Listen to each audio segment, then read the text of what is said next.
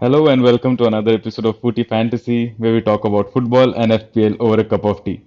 I'm your host Shavik, and today me and my co-host Shourab welcome two very special guests, people who have been a very long time friend of ours, have been playing FPL with us for a long time, and also support Chelsea and Arsenal just the way we do.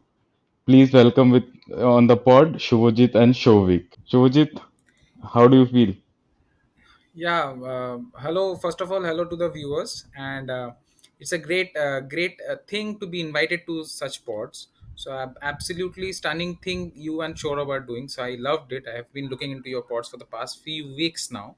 So, yeah, thank you for inviting us and having us here, and looking forward to the discussions. Shovik, welcome to the pod to you as well. You are an Arsenal fan just like Shorab. How does it feel to be here? Yeah, likewise, I echo with what Subhajit said. Very excited to be here. Can't wait to get started on the topics that are in line, and yes, looking forward to it. Yeah, it's really amazing to have you guys here. Have two good FPL players, friends that have played football with and still play FPL with, not friends in FPL as per se, but yeah. So starting with you, Shovik. Now tell us about your footballing journey. How did you started playing FPL? I mean, tell the viewers. Yeah, I think playing FPL started during my college days. So it started with me and my friends hanging out together, and we started with a journey on FPL. I think it has been quite almost like 8-10 years now, and I think initially we tried to figure out the ways around it, because initially the ranking and everything, it was very dramatic, to be honest, because I used to be a very impulsive in terms of transfer. I used to do a lot of transfers, so a lot of -4, to be honest.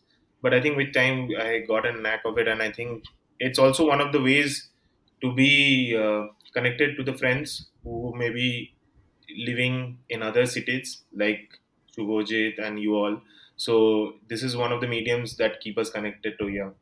Yeah, FPL is always an exciting journey, isn't it? And I echo with what you just said. Even in my initial season, the first season that I played FPL, I think I took a total of minus 32 in a total of the hits that I took. So yeah, but it's a learning, I think, and it's as you just said, one of the main reasons we play FPL is because we have friends, and it's a great medium to connect and stay connected with our friends. So yeah, and I mean, similarly, Shubhajit, you are a Chelsea fan just like I am, so I'm sure we have some very special memories and likings in football to share with each other. But in terms of FPL, if I ask you, just tell us and our viewers and listeners, how did it start for you, and what kind of a manager you'd say you are? So compared to the panel members here, I'll not say I'm much more of an experienced FPL manager, but I have been started to play FPL from 2020-21. I guess this is my fourth season. I won't rank myself pretty down as an FPL manager because I had couple of 60k finishes in the FPL thing. I won't say I did in the first season I played. I finished within 60k, I guess. Not I will not say that I have a very understanding of the game back then, but it was due to some things which happened likewise, that is why 60k finish. But as the time passed by, I learned a few things, and as you said, and Shovik also said the same thing, that this taking hits in terms of FPL. So we have been taking a lot of hits in the very first season, but gradually it came down, and now we think a lot about taking hits. So that is what I have learned through my FPL seasons. And yes, getting connected with friends in this through this medium is a fantastic thing. And looking forward to this season as well. Have had a not had a very good season last year, so I had, I think, 700 or 800k finish. But I think I would be improving on that, and looking forward to this season. Yeah. Well, that's an amazing thing to have a 60k finish right in the initial years of your playing FPL, because I don't think many of the managers who started playing in the first season can boast of a rank like 60k in the initial years itself. So that's a great start. But I'm sure all of us, all four of us, are having a great time playing FPL together. watching and enjoying football in general as well. I think all four of us are ardent football fans, are big supporters of our own club, have been following it for a long time. So I think football is what brings us together here, along with FPL, which is just a bonus, I think. Right. If you have already not realized, for all the listeners and people who are watching this video, first we have a name. We have two. I have my namesake on this pod. So Shovik is already there. So please don't get confused. There are two Shoviks here. Uh, I hope you can distinguish us with from our voices for those on the audio. But apart from being having same names, I think here we have today on the pod a kind of a pod derby because myself and Shubhajit are Chelsea fans, while the other Shovik and Shourav are Arsenal fans. And wouldn't it be a crime to have Chelsea and Arsenal fans on this pod, and probably two groups of Chelsea and Arsenal fan on this pod, and not talk about last weekend's game at Stamford Bridge between Chelsea and Arsenal? So And how lucky Chelsea were to just draw the game. Yeah, sure.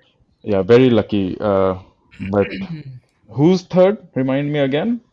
Oh, all Ju- right, that's Just Chelsea. on goal difference, it won't stay long that way. Come on, man. So Arsenal we were love optimistic people. Yes. yes, and Arsenal were tipped. See, okay, so being fair, banter aside, Arsenal were tipped to win and compete with City to win the league this season. And I don't think at the start of this season, if even after 11 game weeks, if you said Arsenal would be below Chelsea at fourth, I don't think even as Arsenal fans you would have expected that. And to be honest, as a Chelsea fan, No, no, I did absolutely. not I expect it. agree to what Shovik said. In the beginning of the season, if somebody has given us that 1 point against Arsenal, we would have happily taken it. Yeah, but let's get into that. We'll get into the discussion. Let's so the thoughts on the Chelsea and Arsenal game. I think Shorav and I gave very detailed views on the last pod about what we felt. And since we have Shubhajit and Shovik here, let's invite them and let's get their thoughts and let's start the discussion from there. So, Shubhajit, as a Chelsea fan, I think you get that benefit first. So, why don't you tell us of the game, of how you saw that Chelsea's performance, of Cole Palmer's performance, of Neto's goal. Tell us a little bit about your views and Chelsea's season in general till now, and where do you see us going forward till in the at the end of the season? Yes, the game was fantastic. I would say in the initial quarter, if you can remember, Chelsea had a lot of possession. They had a lot of possession, but I think what is missing here, what was missing in that game, was a proper finisher. If you remember the twists, and I would specially mention Neto, not only because of his goal, but the twists and turns which he did in the wing. Ben White had no idea what he was defending.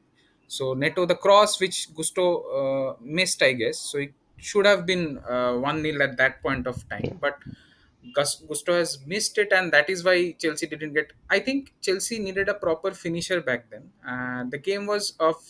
I mean, the second half was more. As a football fan, I like the second half much more than compared to the first half. Arsenal had a lot of chances, but I think those were offside in the most of the cases. That is why it didn't count. So Chelsea had the Neto goal was fantastic. I would say fantastic. I will not take anything away from Neto, but Arsenal's defending were not up to that mark in that goal.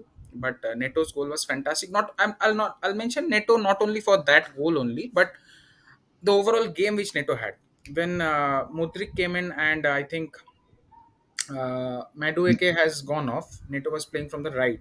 That yes, is what changed the game, I guess. That is what changed the game. And fantastic substitution from Maresca. Uh, in the beginning of the season, to be very honest, even as a die-hard Chelsea fan, I was not looking anything in the top four. But in this past game weeks, what Chelsea has performed, I won't say title contenders, but in the Champions League spot, I think I'm absolutely looking forward to it. How Chelsea is performing in the past few game weeks, absolutely looking forward to it. And Arsenal, I don't want to mention anything specific. They started with a full loaded team and still didn't do anything good. So if Shovik can take us through. Yeah, but just before we invite Shovik, and I'll just finish up on the Chelsea's point and couple of points that you mentioned. Uh, Again, you're absolutely right. At the start of the season, we were not even thinking about top four, top five finish. I think it was just about Maresca settling in and probably Chelsea establishing a system and this group of young players learning to play together. But how quickly they've come together is really positive in terms of how what is lying ahead for Chelsea, and obviously a top four finish is a definite expectation from here onwards. And also about the game. I think we mentioned it in the last pod. I think me and Shourab also talked about Ben White's performances and the Gusto header that he missed. I think Madueke missed another header. Although the second half, I think Arsenal really dominated in terms of the position, in terms of how In much terms of chances. being in offside positions, you're talking. Yeah, they did. I think they had seven offsides compared to Chelsea's two or three, and that's why if you see the XG data from the game, Chelsea's is higher from that of Arsenal. But if you saw the game, you wouldn't feel that way. So See, yeah, I'll tell you one thing. Even if the last touch would have went in, the discussions would have been quite different from what is going on right now. yeah, but I think that was also an offside. It was in the match of the day. If you saw the match of the day post match, that was an offside chance. Even the XG, the official XG did not record it. It was an offside chance. The offside was when Saliba received the ball on the wing, not when he crossed it. So, in any case, enough on Chelsea. Let's give the Arsenal boys a chance to give their analysis, and let's see if they're as fair as we were as Chelsea fans. So, Shovik, because Shorav has already given his views.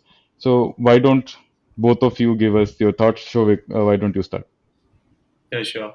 So, like, my view would be that, like, if just from the Arsenal perspective, a little disappointed with the performance, to be honest. First half have been very blind, I would say. Second half they picked up. There were a lot of missed scoring opportunities, to be honest.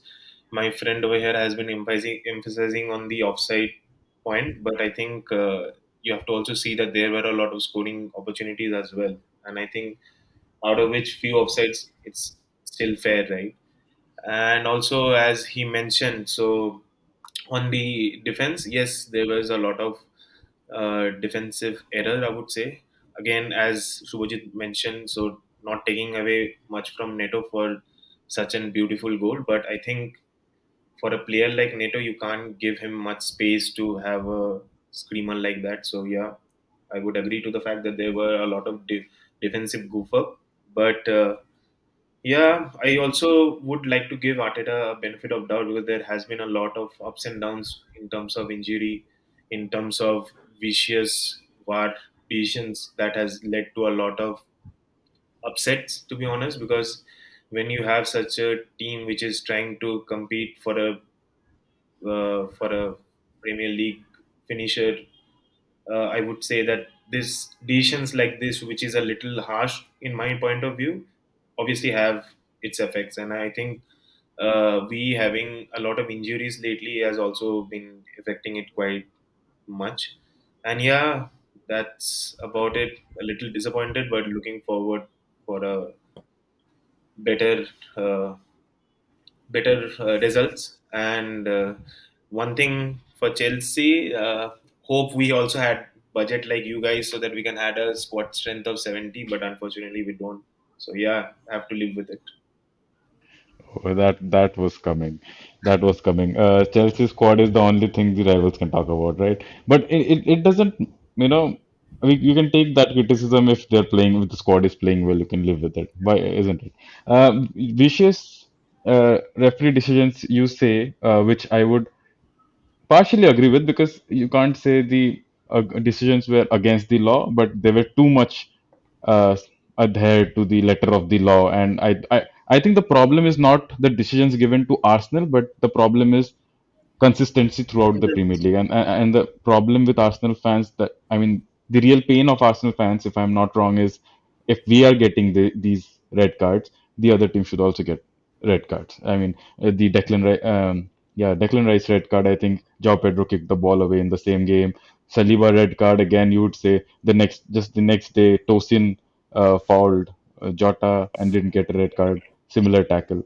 So I And think red it's card against such a high intensity game against City. yeah, yeah. So yeah, the Trossard red card, I think I sympathize there with you guys. I think that was the most controversial one out of all. But Shovik, let's just on not only this game, and you also apart from the referee decisions, you also talked about injuries. And just as we felt Arsenal are coming out of injuries, you again had Saka limping off. You again now there are reports Ben White had a surgery and he's probably out for 10 weeks or so. So injuries, I think, and we are going to enter into a congested period of fixtures, and you never know, there might be more injuries. So apart from injuries as well, where do you actually see you and Shourab? I asked this question to both of you actually, as Arsenal fans. You started the season with a very high expectation, and I think it was a deserved expectation given how you finished last season and how you played last season. But after 11 weeks, and given where you are now in the table, 9 points to cover up, which has never been done in the Premier League in the history. Where do you see now? Realistically, what do you think is the target? Realistically, where do you see yourself ending from here on? Yeah, sure, we can go first. Uh, I would say that competing with City and Liverpool, to be specific, because Liverpool have been playing fantastic. Although they have some upcoming tough fixtures, but still not taking any credit from them. They are playing pretty good. So top spot, I would say, if this series of injuries continues in later part of the month, because as you said, there's a lot of congestion of fixtures coming up, especially in the month of December. So if this continues, I think that would be a tough one. But having said that, it's more for me. I would say I just want, to be honest, I would just want some good games, even if it ends up in an unfortunate uh, result. We will have to live with it. We can't do anything about it. But I would like to see that no die effect, the do no die attitude kind of from the Arsenal team, that they do have potentials to showcase. They are a very good team. Like, they're working very hard on that, and I think that's what I look forward to. But I think top four is something that is achievable. I don't know, finishing as the winner of the Premier League for this season can be a bit tough at this point of time, but I'm hopeful and optimistic. Shovik, it's always the next season is there for Arsenal fans. Yeah, yeah, No, but on a serious note, I think top four achievable. I think top four is a must yeah, for Arsenal. I think with this squad, this yeah. expectation, where you wanted to win the Premier League and challenge City, I think no top four is absolutely disastrous. I think that is the criteria that might get Arteta sacked. I don't know if it's not top four. Sure, what do you think? Yeah, I think top four is a must for Arteta's targets, at least for this club, and even for the fans. And I'm not sure about him getting the sack because with Edu leaving and Yeah. him being involved in a lot of the managerial decisions, I mean, that could give him some extra time. But from an Arsenal perspective, let's say you talk about injuries, right? We know Timber is playing with a glass knee. He can go away anytime in this congested period. And what I resonate with what Shovik said is that we want good games. Even if they play their entire youth squad, we want good games. We want to see Arteta's tactics. I mean, if you recall the City game, I was talking about that Jose Mourinho would have been proud of the Arteta. So if you're implementing a Mourinho system, you have to implement it to the fullest. Take advantage of your wingers, take advantage of your amazing center back pairing that you have fit now, and implement that system. That's what we want. I mean, even if it results in a fourth finish, it's okay. I mean, we can always. I mean, I wouldn't mind Chelsea with this squad and with this form finishing above us. I mean, we just want to see good games. I don't want to see a United Chelsea game again. Yeah, That's yeah. So yeah. that's the only expectation that we have. That's a very fair point, and I think even as a Arsenal fan, that is a very fair assessment of what you want to see and of the Premier League in general. And you talked about Edu being sacked. I think if I don't know if you have heard or not, the new director of football who's being linked with Arsenal is Arteta's good friend, and I think he's coming from Real Sociedad, if I'm not wrong. He's just being linked. I'm talking about rumors. There's nothing confirmed, obviously, but. in that case, Shura, do you, I don't know. I think the manager should not have so much control. There's been talk about Arteta almost taking over the management and almost managing everything. I think the director of football is something you do not, you want to keep it above the manager. And, Arteta dictating who's the director of football might not actually be beneficial for the club. Uh, but let's see what happens. Uh, we have been talking about Arsenal's chances of winning the Premier League and where Chelsea. So I think this gives a little bit this table for those who are on audio. This is a Premier League simulated table, which basically 11fi.com's model has generated, given the performances of the teams for the first 11 weeks.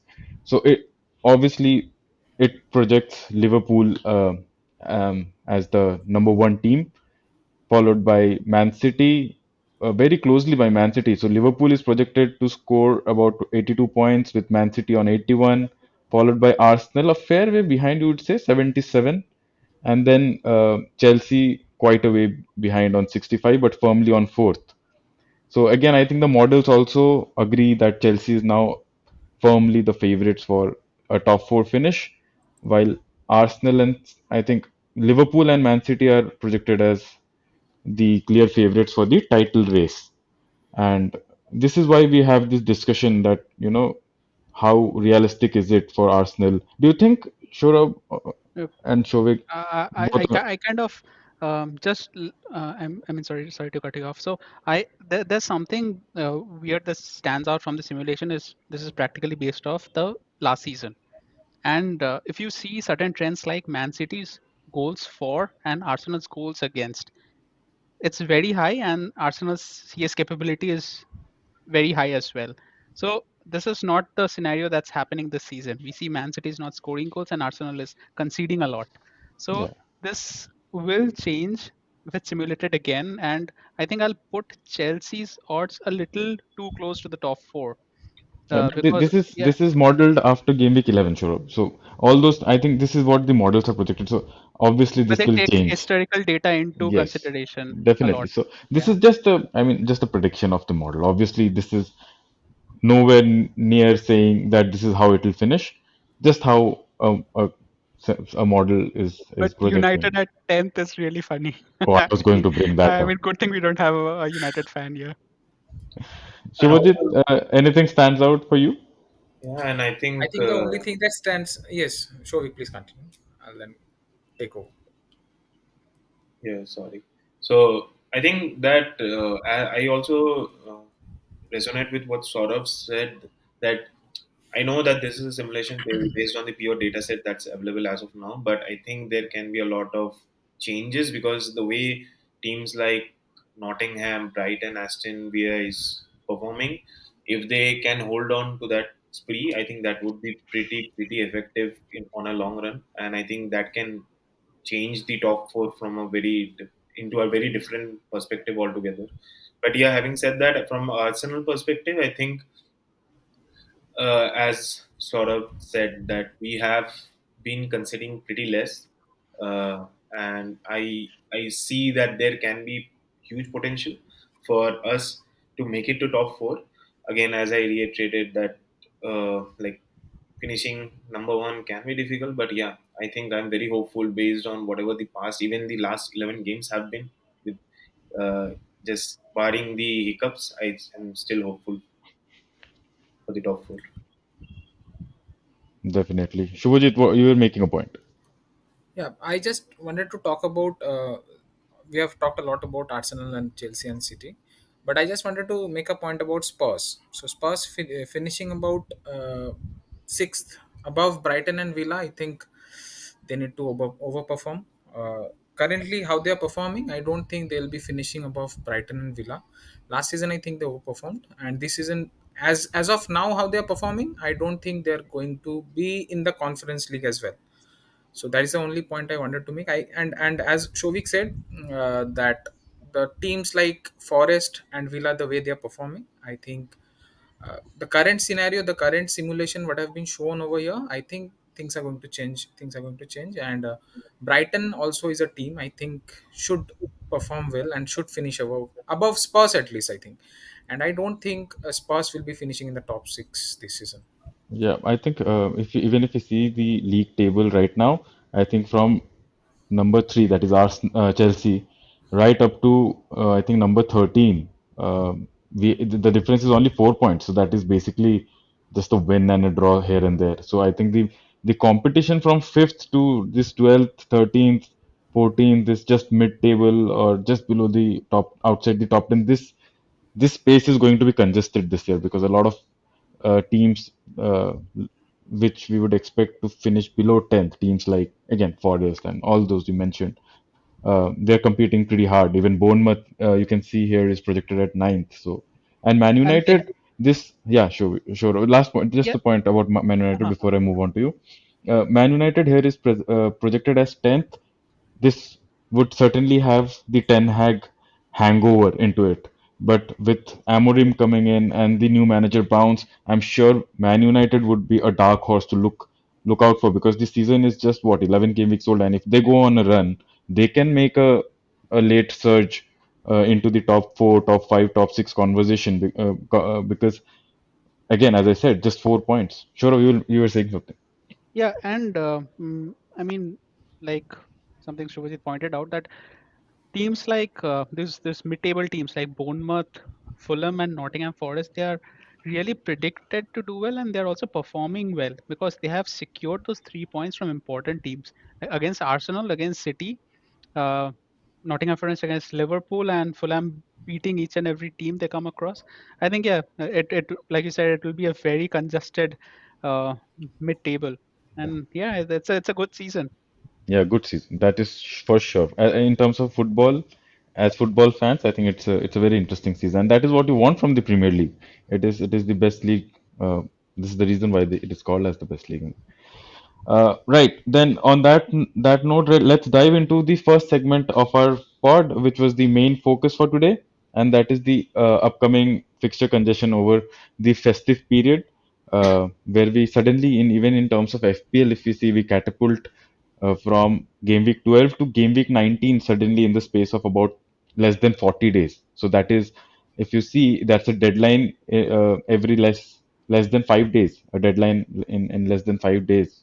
So a very busy period coming up even as FPL managers, and this is the part of the season I think where engaged managers look to gain rank, and because suddenly you are saying, first 10 game weeks that rank doesn't matter and you don't see rank so much, but in the next 30 40 days you get to a period where suddenly 50% of the games are done, and then rank really does matter as an FPL manager. So this is a very important period that is coming up, and hence the main focus of our pod today is the fixtures that we're going to see for all the teams, including the European matches for all the teams who are in Europe, and the Carabao Cup fixtures as well. So if you are on audio, we'll try to read it out as much as we can. But if you're on video, I think you can see this is a table by Lego Mane. You can follow him on FPL at Lego Mane underscore FPL. I think he produces a lot of good charts and tables, and we'll this is not the only table in this pod as well. We'll also see a couple of more tables from Lego Mane. So a shout out to him and due credits. Shorab, let's start with you. Let's take us through the Man City fixtures and how you see Man City's fixtures going ahead. Yeah, so this is, I mean, you obviously look at the league leaders uh, or the champions for the last season, and you want to get as many assets as possible. But this season, it's not the case. If you have heard my rant about Rico Lewis last pod, so yeah, so starting with game week 12, right? Post the international break, you have Tottenham at home. Now, Spurs at home is an excellent fixture for City, right? I mean, you would jump on like three assets, but this is not the case. You don't see the City attack clicking mostly, like I've said multiple times, due to the chemistry. They don't have the correct wingers always playing. Now, that kind of trickle downs into this congested fixture run. Now, let's say in Europe they have Feyenoord, and then which is a less important game compared to Liverpool. Now, Spurs and Liverpool are the two main fixtures where they will play their main team, and you won't specifically buy a lot of assets from City. In case you have, you'll hold. Now comes the congested part, where from game week 14 to game week 19, you have those uh, midweek Premier League fixtures. Now, after Liverpool, they have Nottingham Forest and they go to Crystal Palace. Now, this is where our heavy rotation comes in, because there is a Juventus game after the Crystal Palace. So Nottingham Forest and Crystal Palace games will see a lot of rotation or rest. Even like there will be 50 minutes sub, or let's say 60 minutes sub, or a halftime sub, where Pep will like to change their wingers. Or if let's say they're leading by a goal or two, they might take off players like De Bruyne or Haaland before the Juventus game and try to seal it off. Yeah. So Pep does that. Pep has taken Haaland previously off, but he had Alvarez to play. Now this is something interesting that I would never thought that I would say. I would like to see City how they perform in this congested fixture, and even they score the number of goals that they are projected.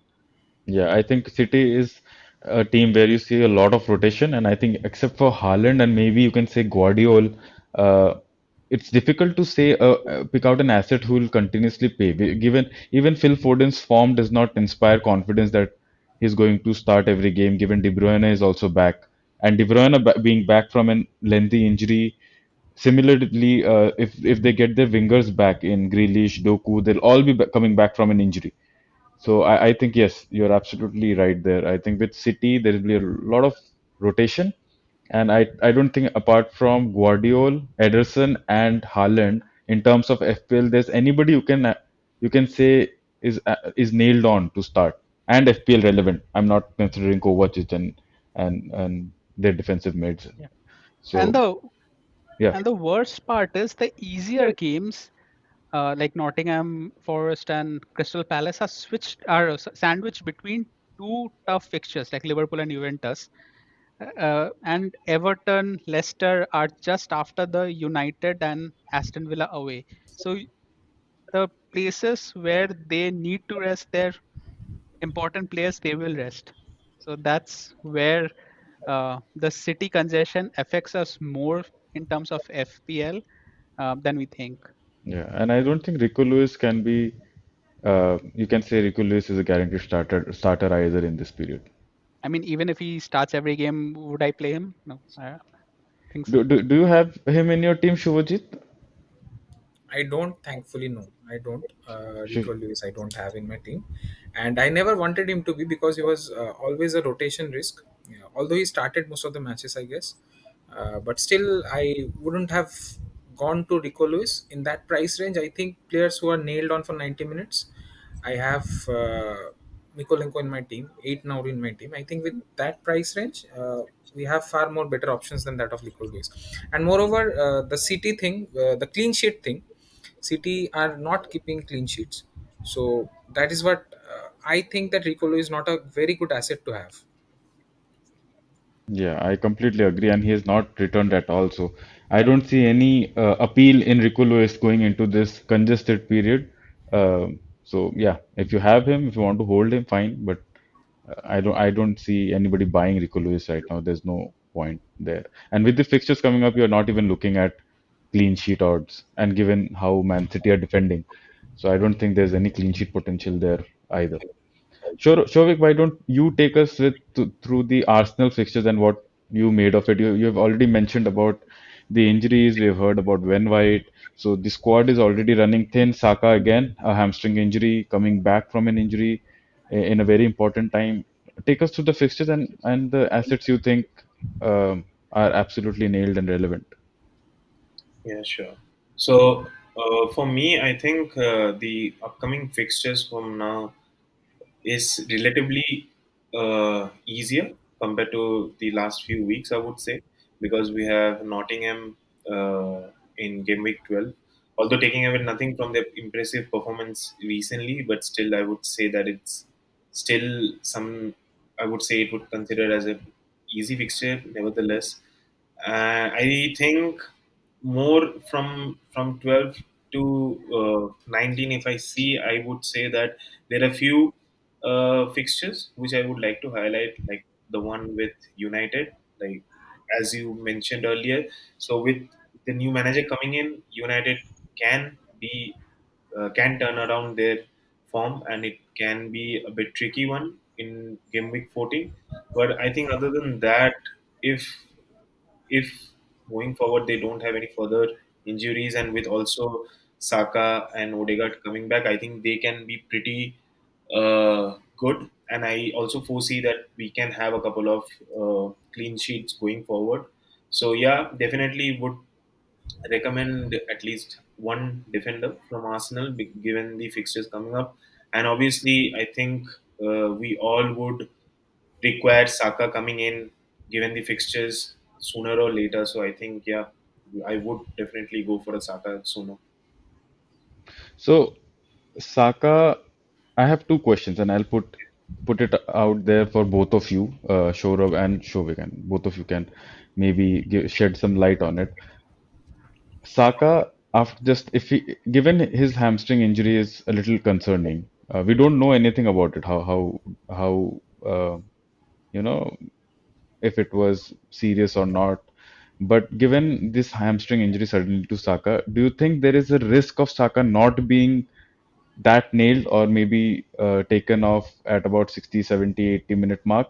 First and second question is, given Ben White's injury, is Jurien Timber now absolutely nailed, or do you think Tomiyasu and what is the status of Tomiyasu? Are they coming back and are they a threat? And there's still rotation there. Tomiyasu and Calafiori also as well. So like from the back line, it's very complicated if you just look at it from the number of players that are fit. However, White being injured, it kind of nails Timber's place because Calafiori will be playing on the left. And we don't have good players playing on the left apart from Tomiyasu, who has just started training. Arteta wouldn't throw someone who's just in training. I think Calafiori starts, he provides a lot of attacking threat compared to what Tomiyasu would provide. So, and on the right, what happens is Timber, I mean, the aggression that Timber has that kind of plays into Saka and Odegaard's favor. He does attack a lot. He could complete the triangle, and he has a lot of pace to track back and defend. So that way, I see Timber playing on the right side as a positive. I mean, it's not like we won't miss Ben White, but yeah, Timber is a good replacement. And I think Sinchenko on the left or Kior on the left wouldn't come in. I don't think Arteta brings them in. They could be late substitutions, and Tomiyasu could be a late substitution for Timber. I think, like I mentioned, he's playing with glass knees. It could go away anytime. I think there could be like 60, 70-minute substitutions for Timber. Shovik, you were nodding there. Do you agree with that? With Yeah, I all the absolutely. points? Yeah, I agree with what sort of said, because I think Zinchenko and Kieran coming in would not be something that Arteta would do, and I am pretty sure that they will not get a full match time going coming in the upcoming weeks. But yeah, I think there's still a few injuries, and they're still evaluating the cases of Tomiyasu. But I think with Calipari coming in, and also uh, uh, Timber, I think they would be mostly the left and right back. And again, you never know that it can also be, because Arteta has now shown few instincts of Pep Guardiola, where you never know. You can always see Partey playing as a right back. Yeah, that's true. That's a good assessment of that. So I think, And yeah, sorry, before I just wanted to make a point on the clean sheet. So if you talk about, I mean, Shavik rightly mentioned at least to have a Arsenal defense. So there's a in this congested period, the benefit or advantage of this this experienced or big teams is that they tend to seal off games, and they have a more physically capable team, uh, or a starting 11. So if they are 1-0, or let's say let's say just or 2-0, they won't go on all out attack. They would definitely seal off games. This gives Arsenal an advantage, maybe even Liverpool, because we have seen how Slot does. I think, yeah, Yeah, can move on to that next. yeah. As you mentioned, slot. Let's go. Let's talk about the league leaders, Liverpool. And I think with Liverpool, there's their fixture run. I think out of all the fixture runs, fixture congestion that we see here, I think apart from Aston Villa, I think Liverpool share a very tough fixture run just after the international break. They start with Southampton, which is fairly easy, but I expect a lot of rotation there with their South American stars like Darwin and Diaz coming back late, and we've seen Slot not really preferring to play those players who are returning back late. You have the Trent Alexander-Arnold injury, who's again rumored to be back fit just in time for Southampton game. But if you see the fixtures ahead, it's followed by a uh, midweek match with Real Madrid at home and then Man City at home. So although both the matches are at home, those are two big matches, and I think Slot would prefer Trent back for those games rather than play him for the Southampton game. And even after that, I don't think the fixtures, let up because that is followed up with Newcastle away, Everton away, Girona away. So three back-to-back away games. Uh, so yeah, I think Liverpool have, immediately after the game week, after the international break, they have a very tough fixture run, and especially in terms of their defense, I don't see clean sheets in either Man City, Newcastle games. Maybe Southampton game is the only game you'll say probably they keep a clean sheet, but City and Newcastle I really don't see a clean sheet. So if you have a Trent Alexander-Arnold and he's injured for the Southampton game, well, you can look to move somewhere for the couple of game weeks, 2 or 3 game weeks, I think. Yeah. And I would like to hear more thoughts from Shubhajit. I think he's a long time beneficiary of Liverpool assets always. Yes, I had a lot of history about Salah. I had Salah, but this is the only year I think that I haven't started with Salah. Uh, but gradually, the way Salah was performing, I had to bring him in, and from that game week onwards, my rank boosted up. But I'll just carry forward to what Shovik said. Yes, the fixtures are not that good, to be very honest. Uh, this game week, it's a Southampton. I think Salah absolutely will start because he will be rested. He is not going to international fixtures with Egypt, I guess. So he'll be starting. The next two are Madrid and City. So I think he might be subbed off early in the 60-70 hour mark. So I think having Salah this week is a good thing. And as Shovik also mentioned regarding the Liverpool defense, I would not personally, I'll not go there. If you don't have a Liverpool defense asset, that's fine. If you have one, don't waste your transfers. Someone like a Konate or a Robertson, if you have, or a Van Dijk, if you have, I won't waste my transfers there. If you have one, you keep one. But I won't bring Liverpool defense assets, to be very honest, at this fixture congestion, because there are a lot of important games, and I think Liverpool are going to, means they'll go to the Madrid game with full squad and they'll go to the Madrid game with full equipped. So that is what I think. Southampton game is the only thing in the fixture, and I think it's an easy game for Liverpool. Rest the defense, if it's come into question, the defense, I would not go there. Yeah, and I think even if you see the fixtures post Newcastle, so Everton might be a good fixture for a clean sheet. But again after that, Fulham have been in terrific form in terms of their attack, so they can very well score. Then they have Spurs, so they can also score. So right up till game week 17, I think there's only one or maximum of two fixtures where you can see probably clean sheets in the next five or six game weeks. So I don't think Liverpool defense is a buy right now. Anything else to add on Liverpool from any Shourab or Shovik? Nope. No, I I think think we that's can jump yeah. on to Chelsea next. I think that's more interesting. Yeah, just before we start with Chelsea, Aston Villa. I think let's cover them quickly. I think they have a a very difficult fixture run congestion in just following this break, because they start off fairly easy, you can say, with Crystal Palace visiting them, but post that they have Juventus, Chelsea, Brentford. I don't think any of these three games are easy for Aston Villa given their fixtures. And we have seen fatigue. Sure, we have talked about it in the Yep. in last few pods as well. Aston Villa look fatigued. They're not really handling this Europe congestion very well. And then they have Southampton, but again, it's followed by Leipzig and Nottingham away. So you might actually see some rotation for the Southampton game, some early subs for Watkins, maybe Morgan Rogers early sub. We saw Morgan Rogers early sub just a couple of weeks back when he said the boy was absolutely exhausted. So Aston Villa again, I think if you have their assets, if you have Watkins, you can actually, I think people are looking to sell him to, generate funds to go to a Palmer or a Salah anyways.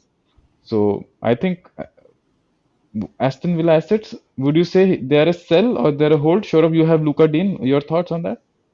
No, I mean, personally, Luca Dean is one of the best 4.5s at the moment, right?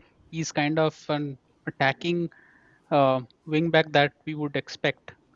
And yeah, I wouldn't sell him because some of these fixtures, like Southampton at home, Crystal Palace at home, can be clean sheet fixtures. And both of them are quite open in set pieces. So I'll definitely keep him.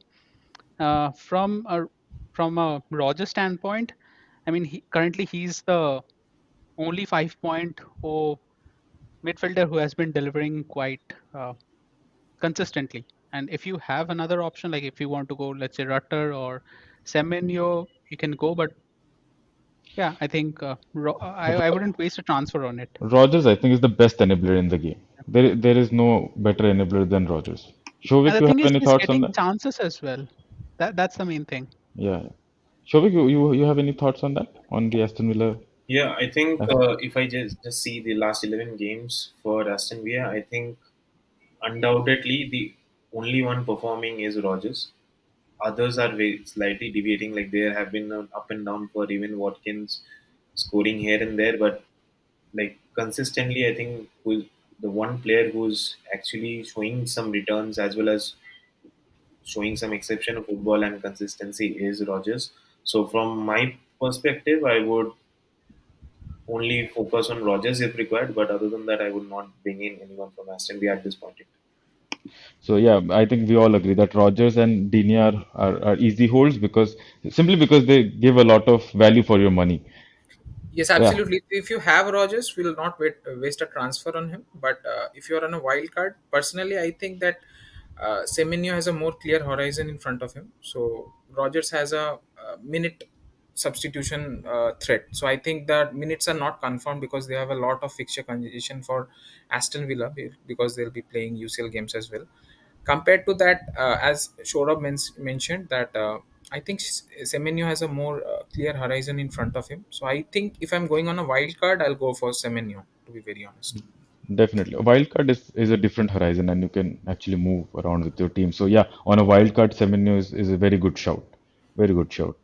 Um, let's move to Chelsea and Shubhajit. Why don't you continue and take us through Chelsea's fixture because they also look to turn from game week 12. Yeah, absolutely, absolutely. That is why I think the game week 12 is Leicester, and it's a fantastic fixture. Leicester have not been performing well, so Leicester game is a fantastic game week to bring in your Chelsea assets. Then after that we have a conference league game. I think the second team will play. I don't think the Mariska will play the very first team in that, and it's an absolute win-win situation for the Chelsea assets holder. If you don't have, I think, two assets, it's absolutely the time to bring in Palmer. And I absolutely have another thing to add, that I would have three Chelsea assets if you ask me. The defense, though it not looked good in the past few game weeks, but the fixtures, as you see, the fixtures are improving in the next 4, 5, 6 game weeks. We have Villa and we have Southampton, we have Brentford. They're all clean sheet odds. There might be clean sheet in that, though I'm not very a much believer in Chelsea clean sheet odds, I would say, but there is a chance. So if you don't have Chelsea two or three assets at this very moment. I think Palmer is a must-have. Palmer is a must-have. Apart from that, Jackson and Colville are good shouts. Good shouts. Though I don't think Colville played very well in the last two game weeks. I would say because of his this the goal which Arsenal scored was because of the Martinelli was in offside position. Only because of Colville he got through. So I think, but Yeah, still, Colville is a good shout. In the next few game weeks, Chelsea, it has I think the fixtures are turning absolutely amazingly for Chelsea. So to yeah. bring in two or three Chelsea assets is a good shout to have. Yeah, I would agree with Shubhajit, but just on the striker front, I would still not go ahead with Jackson, given that he's already on the fourth yellow, and you never know. It's very much highly likely that he might get one, and then losing out on an asset like Jackson with having I think Jackson is around 7, right? If I'm not 7.9, Seven 7.9. point Yeah. nine. He's an eight. losing out on a losing out on a player with what 7.5, and then you would have to go for a transfer. So I would not go in just at this point, but yeah, given the fixtures, Palmer is definitely in for me. No, excellent point there by Shovik about four yellow cards. I think there's a lot of players on four yellow card, and Jackson at this point I think is on the top of that list. And if you remember last And season as well, Semenyo is also one. Sorry. yes, 7 years also one, and you remember that because you have both of them in your team. Yeah. So and Aitnuri is also on four yellow cards, Eight who's in is on my team as four well. Yes, as well. so yeah, a lot of players are there on for yellow card. Just a point on and Jackson, I was just reminding he got a fifth yellow even last season as well before game week 19, and he was suspended for a game. So he did that last season as well, and there's no reason he can't do that this season because And I he don't know has. if Shorov. Sorry to interrupt. I don't know if Shorov has some absolute great connection with Jackson. Whenever he brings him in, he performs. Whenever he takes him out, he's absolutely nowhere to be seen in the ground. Yeah, Shourov is the one dictator. I think Maresca should hire Shourov in his backroom stuff. Yeah. But from Chelsea, I want to throw in a name here, and I want all of your just thoughts. Maybe one word, yes, no, or Shubhajit, you can give some detailed thoughts. What do you guys think about Pedro Neto? Because I'll just give you an update, just for especially for Shourav and Shovik, because their Arsenal fans might not be following Chelsea's news so closely. So when Madueke was subbed off in the Arsenal game, he went straight down the tunnel, and Maresca came out and said that's a show of disrespect towards me and towards the teammates, and appropriate action would be taken, or appropriately will deal with it appropriately. Given Madueke, how he has been playing, his form, he has been frustrating not only the fans but also players around him by his lack of passing and crossing. So Yes. you would rather say Madueke drops out of this team? I mean, there's a theory that Madueke will drop out from this team, Sancho will come back, and Neto will shift on the right. Actually, if you go by Maresca's interview, he said Neto is naturally a left-sided player, while Sancho is naturally a right-sided player. That is what Maresca said. And if you see that way, Sancho can be a straight swap for Madueke, and Neto keeps his place on the left because there is no way Mudryk starts. Is Neto an FPL option at this point?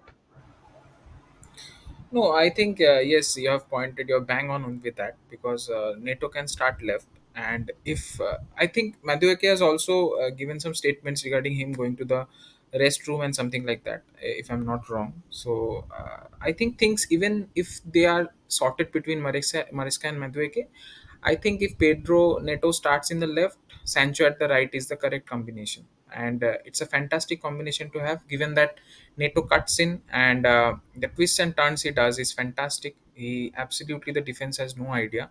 And yes, in terms of FPL, if you ask me, Pedro Neto is a good asset to have. If I'm not wrong, he's somewhere around the bracket of 6 to 6.23 million, and 6.5.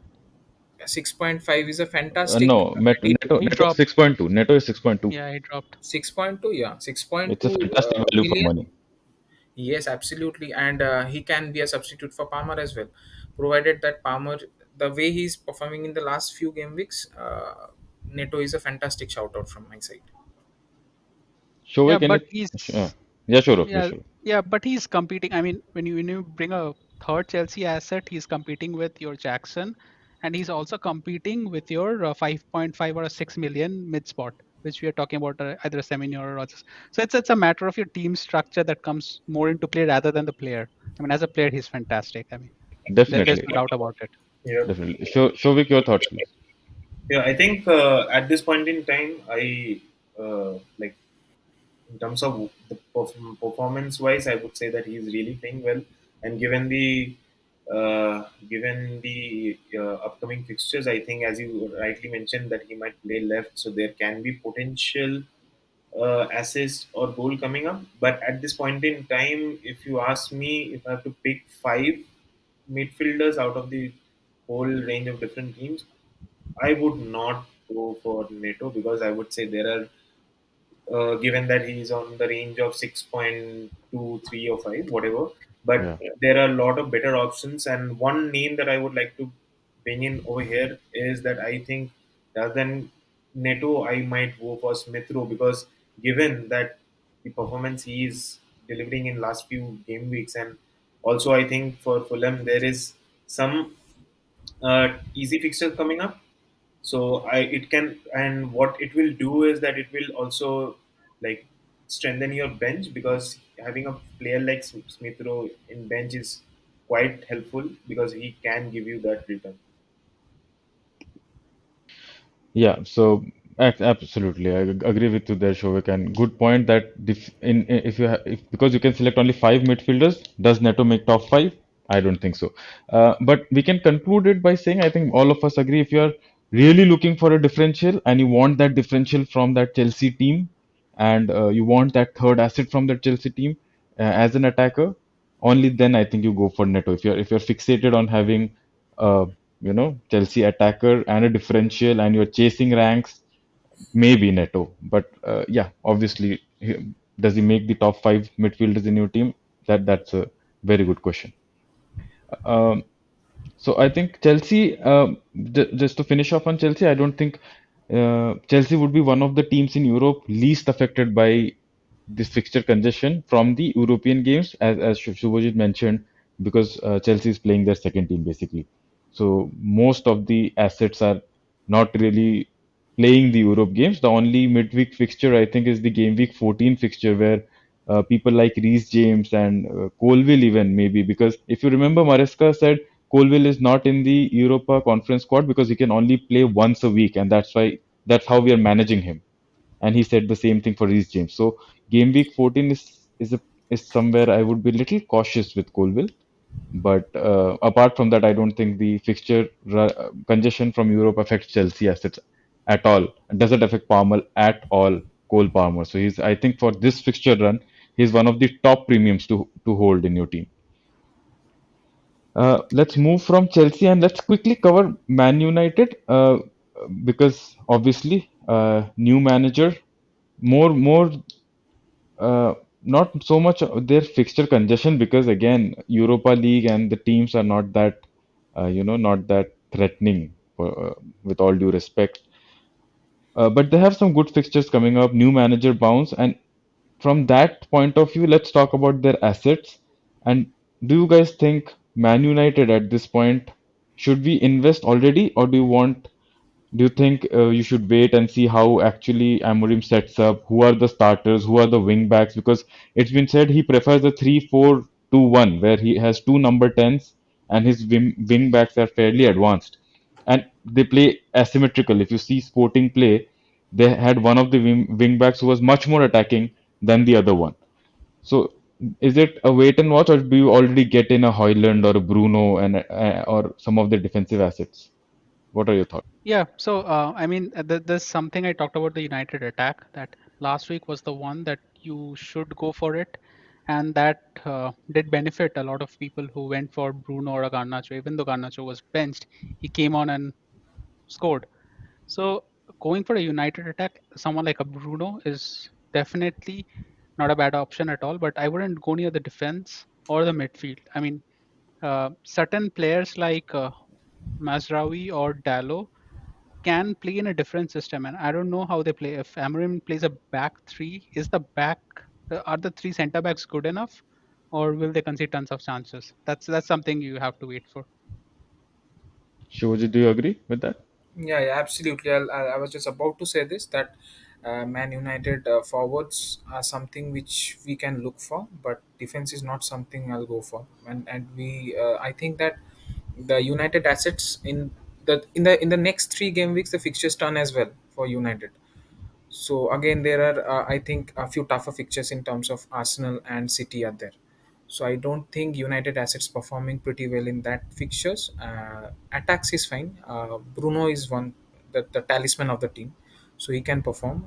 That is the only way to go through this United attack, and Bruno is the only person I think people should go for. And Garnacho is a good shout out, but as we have already seen in the past game week, he was being benched, so his minutes is a bit of a concern from our side. So I don't go to be fair. I don't think Garnacho is an asset I would go for. If I'm going from for an United attacker, I would go for Bruno instead. Fair point. I think that's a very fair point.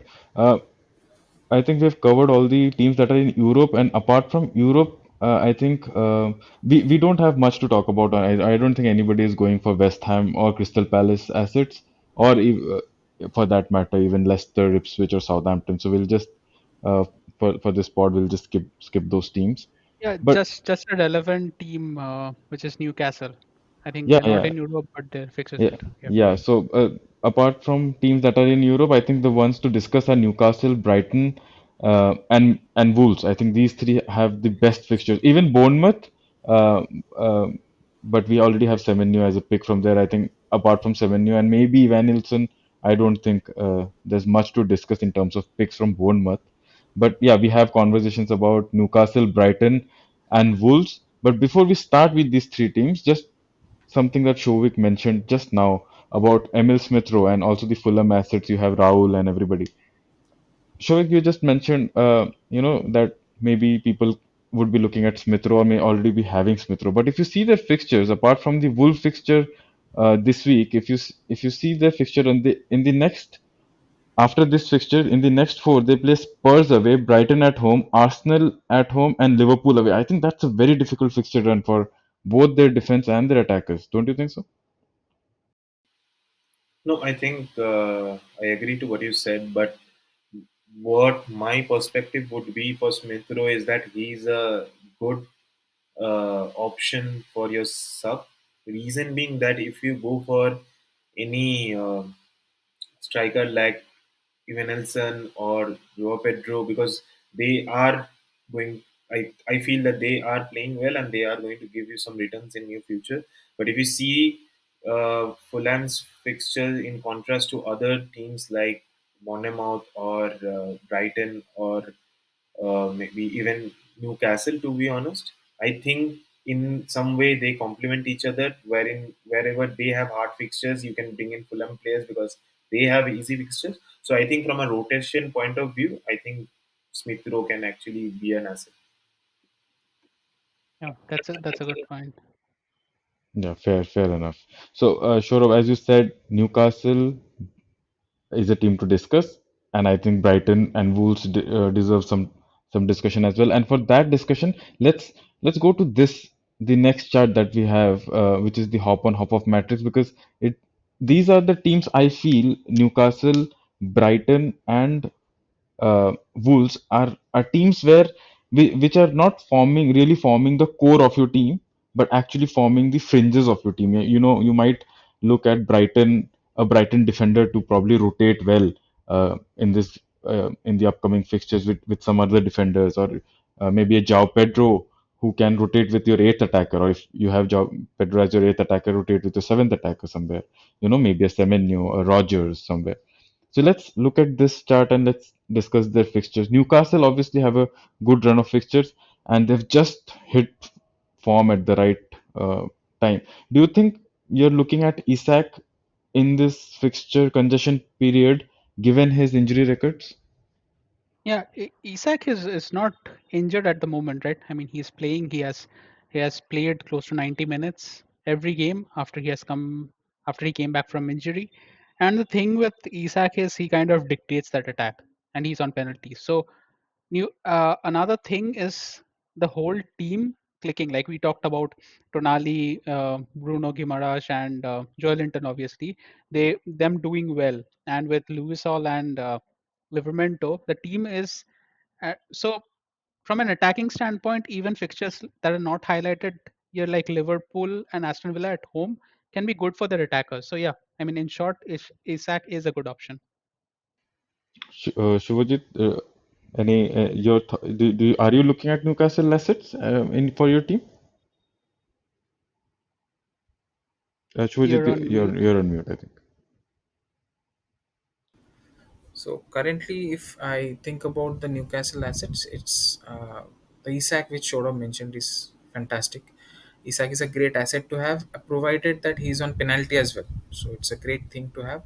Also, I think you people will also agree with me regarding the Newcastle defense assets because they are pretty cheap currently, sitting at 4.3, 4.4.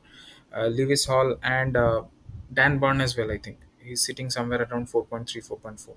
So apart from the Liverpool home fixture, so it's game week 11 till game week 18. It's set and forget for Newcastle assets. I think the defense as well as attack. Isak is a great asset to have in this game week, provided the way Haaland is performing. People are swapping Haaland to Isak, so I think that's a good move to have. Good move to have. So I think we all agree with the Isak move, but Shovik, I'll come to you and I'll ask you more about Newcastle's defense, and do you also resonate with the fact that that's a good defense to invest now, and also because Dan Burn is suspended till 30th of November. I think this game week he misses. He's suspended. Lewis Hall has a outside threat from Emil Kraft. We've seen that early in the season, although he's playing 90 minutes regularly. But with the congestion coming up, It was Lewis Kelly yeah, that. Kelly, I think, Yeah. yeah, Kelly. I'm sorry, Kelly. Yeah. So Kelly, his rotation with Kelly, same for Livramento. Maybe Trippier coming back from injury might see some of his minutes taken off in the congested period. Do you think their defense is is something people should look at? And if so, whom to buy there? So I would say that in the lines of their current uh, performance and on the clean sheet, I would say that they have not been keeping many clean sheets lately, and I feel that even going ahead, there are chances given that they have easy fixture, they can concede. Uh, so, in terms of Newcastle defender, I would say if I have to, I would go for Hall, and that's only because the price uh, for Newcastle defender like Hall is pretty cheap, and that would also complement for me to bring in maybe a better premium defender from other teams like Liverpool or City if required. But that is more like to complement the and play around with the price and have two strong defenders. But if given a chance to have a sole Newcastle defender just for their performance, maybe not as of now. Maybe in couple of weeks time, I might think about. Yeah, I just want to add one more thing that given in the price bracket Hall, I think Hall takes both of the corners. So it's 4.4. It's expected assist increases. That's a Yeah. very Yeah. good point on Hall. That's a very good point on Hall. And I think if you have Hall, you're basically having, apart from the Liverpool fixture, if you can cover that off with some of your other defender, maybe, Aston Villa have a good fixture probably that weekend, or if you have a Brighton defender, so, or even a Chelsea defender who plays Southampton, if you have a Colville in your team, you can cover that Liverpool fixture off. I think Newcastle have a good run there. So let's move on from Newcastle and let's focus on another team who are being widely discussed in the FPL community and have a great run of fixtures coming up is Brighton. So Shuvajit, let's get your thoughts on Brighton. The first and foremost question I think everybody is I think contemplating is whether to get in João Pedro or Welbeck. Given Welbeck's excellent start to the season, he looks nailed. He's taking direct free kicks, which Shorov has pointed out in the previous pods multiple times as well. And and against the João Pedro, who had a huge impact, who has the manager's backing, but we still don't know exactly whom he replaces in that squad and where he plays and how much he plays in this congested period. Who is your pick going forward? To be very honest, I had Welbeck in my squad, and I got rid of him a few game weeks back when fixtures were not that good for Brighton. But coming from game week 12 till game week 19, 20, 21, I think Brighton has a great run of fixtures. Great. So I'll come to the Welbeck versus Joao Pedro debate. I think Welbeck is a more nailed on asset as of now, given the injury record of Joao Pedro. And if Pedro comes in, I think he'll be the penalty taker of the team as well. So, providing the price points, I think Welbeck is 0.5 million more than that of Pedro as of now. So I think we can go for, if you have a budget constraint, you can go for Pedro. Else, if you ask my opinion, I'll go for Welbeck, to be very honest, because he's nailed. And currently the form, if you are looking for Danny Welbeck, is fantastic.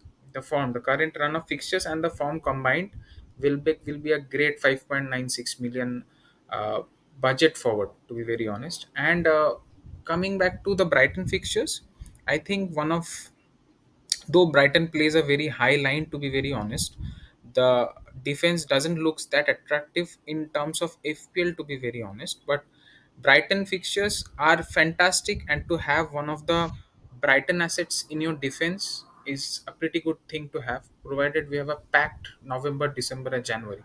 So all FPL managers needs to have a stacked up bench to come on, because there will be heavy rotations and there might be injuries as well. But provided if you have don't have budget constraint from my side, I think Welbeck is a go-to option for me.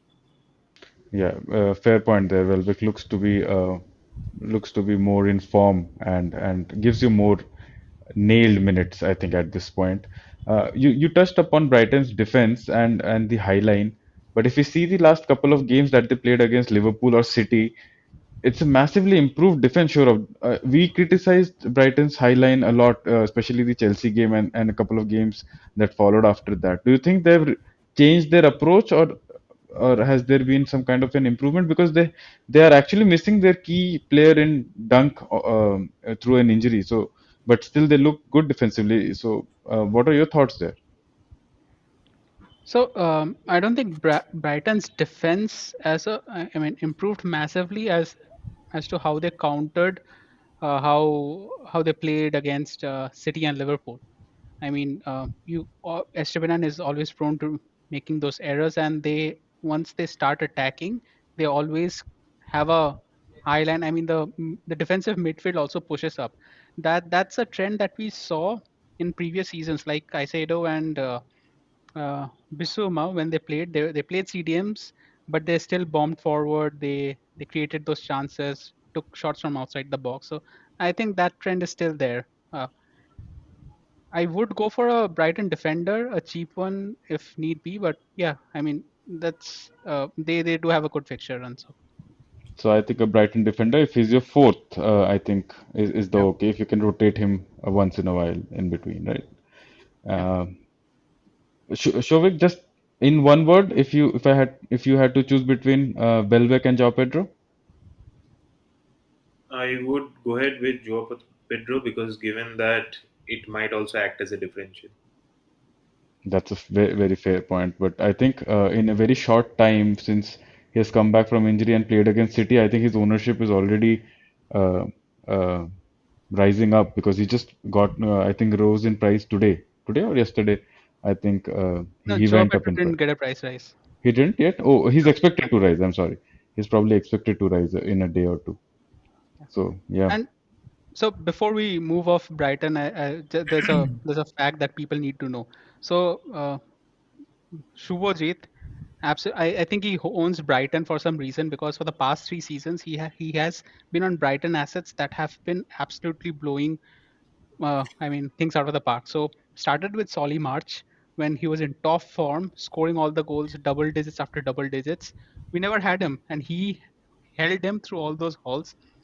The season after, he he selected Pascal Gross, and out of nowhere, I mean, he was a differential. I have like 0.1 or 0.2% owned, and he was getting his penalties, his goals, double-digit hauls, everything. And this season he started with Welbeck. So whatever this guy says, I think it's like gospel for us. He has insider info on Brighton. Watch out for his differential pick if that's from Brighton. Yeah, good to have excellent memories from a team. I think it favor it. You know, you kind of sense a connection and you develop a soft space in your heart. I think when players from a certain team keep rewarding you season after season. I just want to add one thing. Short of forgot one of my assets, that was Trossard. So I had Trossard as well, and he returned Oh, as yeah, he had Trossard. He's not letting go any opportunity to show off at this point. well. Yeah. So just as I think, and anything else, I think on Wolves I'll come and I'll again ask you all three of you that one choose either. I think uh, between people are obviously wildcarding this week, so budget constraints are there, and but Wolves have a very good fixture run. So if you had to choose between Strand Larson and Cunha, which is again we've seen people being split over that. Where do you go? Sure, let's start with you. Cunha or Strand Larson? Cunha. I think the penalty appeal is always there, so that is one of the factors, and he It's looks it's like their it's not the main man. penalty. It's yeah, it's not just the penalty because if Sarabia plays in, Sarabia has the uh, penalty priority over him. But how he plays, that's the more appealing part. He has Yeah, more routes to points. Shivajit. So great run of fixtures till New Year. I think Kuna is set and forget till New Year. Yeah, fair point. Shovik, Cunha for you as well. Yeah, I think just from the goal threat perspective, definitely coming. So let's put this a little uh, differently, and let's say you have a budget constant, and under if you're looking under 6 million, do you think with this fixture run is Strand Larson the best under 6 million asset to own? And he's competing with maybe a João Pedro as well, or if you know Raul Jimenez there, João Pedro there. I think Ivan Nilsson is there with 5.9. So is Strand Larson your go-to option with this fixture run in your maybe the third striker spot uh, under 6 million? No, Shubhajit?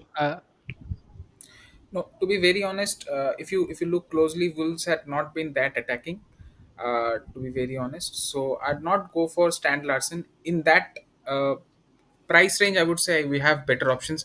Even if you talk about Ivan Leeson in that price range, he's a go-to option for me. I'll not go if I have the budget. I'll go for Kuna. Otherwise, I'll not touch any other Wolves attacker. To be very honest. Sure. yeah, I think Joao Pedro and Evan Nelson are better options, Yeah. and Joao Pedro being the penalty taker, so you have that advantage there. Shovik, you resonate with that?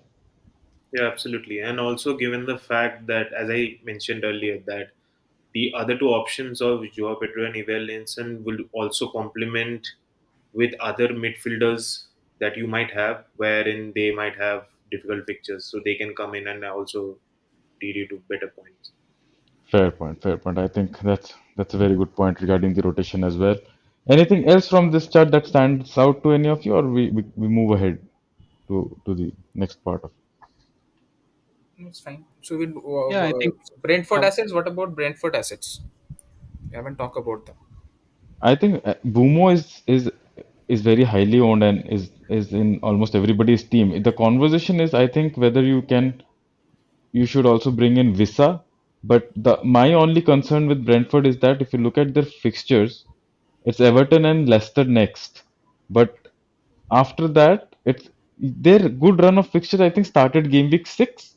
And I think this is where it kind of um dovetails into a good fixture run for Bournemouth. So I think yeah, rather than if you have a visa or if you're wildcarding, maybe you can have a visa for a couple of weeks. But do you hold him for through the fixtures? Because if you look at Brentford's fixtures, they after Leicester they have Villa away, then Newcastle at home, Chelsea away, then Nottingham Forest at home, and Nottingham Forest has been a very good defense. So and then again Brighton away. So then Arsenal. So again, if you see the fixtures right till the turn of the year, they're not really. You won't say they're kind of easy fixtures. Yeah, but they can score a goal or two because Aston Villa, Chelsea, Brighton, And within a Southampton, and minute, to be precise, Liverpool. showed up. Within a minute, they can score. Yeah, absolutely. I think Within a minute in and Burma, if you have towards been, the end of the game, the last minute. I think it was not even and in, within a minute. It was within 30 seconds that they were scoring. Yeah, yeah, yeah. I it's think a Shora great. will stick to having Flecken. I think he loves him absolutely. Yeah. We all Flecken do. We and all Rico do. Lewis, they are my mainstays.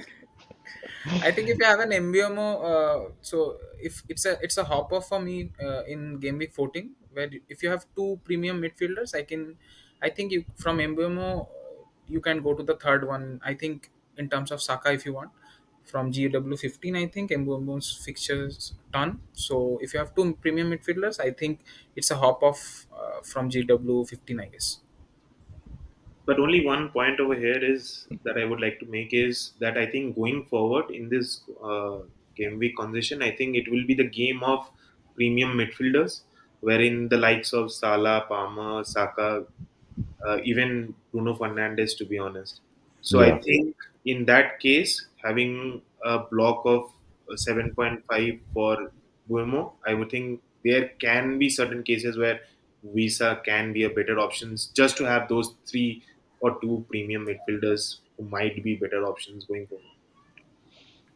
fair point there, fair point. And I think we already said this that this fixture congestion. I think you have to look at players who are absolutely nailed and talismanic for for their teams because this is where we will see the most rotation throughout in the season. And again, picks like Gakpo, Diaz from Liverpool, we probably didn't cover that. We skipped through, but picks like Diaz, Gakpo, even Darwin, because Jota is expected to be fit after the international break. So all those are quite big minutes risk. So you have to look at your options who are absolutely nailed. And I think even Gordon, we didn't talk about Anthony Gordon, but if you are looking to move off Bumo, you can absolutely switch to Gordon because Shubhajit, you said game week 15 to Saka, but if you don't have the budget and you move to Anthony Gordon, you get Brentford, Leicester, and Ipswich. That is a brilliant block of three games because Brentford's defense is leaky. We know that, and Leicester and Ipswich, we really don't even have to talk about the defense. So I think Anthony Gordon is going under the radar, and he's somebody. If you're looking for a differential, you can go there. Yep. So anything else? Do you guys want to add anything from this? No, I think we covered most of the teams. Yeah. So let's move ahead from here, and so we'll just go skip through this quickly because so this is our the projection goal projection from match day 12 to 17 for various teams, and if you look at the projections, I think Man City are on top, and this will come into context as we go into the captaincy discussion. Uh, Sh Shovik, do you want to take us through this chart and so anything that stands out to you? No, I think in this chart, I would say that as we all are already aware, I think the top three would definitely be City, Arsenal, and Liverpool in terms of the projected or predicted goals in the upcoming fixture conversations. On City, it's a little tricky from my end because we have seen that Haaland has not been converting or giving so many returns lately. It has been a little bit off form, and also it's a bit unpredictable given the dynamics of the team because KDB was out. Also unpredictable as to who might score and who might not, and given that Pep is always unpredictable in terms of what his final team would be. So yeah, in terms of City, I would like to summarize by the fact that yeah, there are goals coming up, but in terms of who can be a pick for the team, it's very hard to comment at this point in time. But for the other two, Arsenal and Liverpool, I think there is very much scope of getting good returns, given that the fixture are pretty straightforward. Liverpool, they are a little tougher compared to Arsenal, but I think definitely Arsenal like there are good returns coming up. So I think likes of Havertz, Saka, even Odegaard can be good for your team.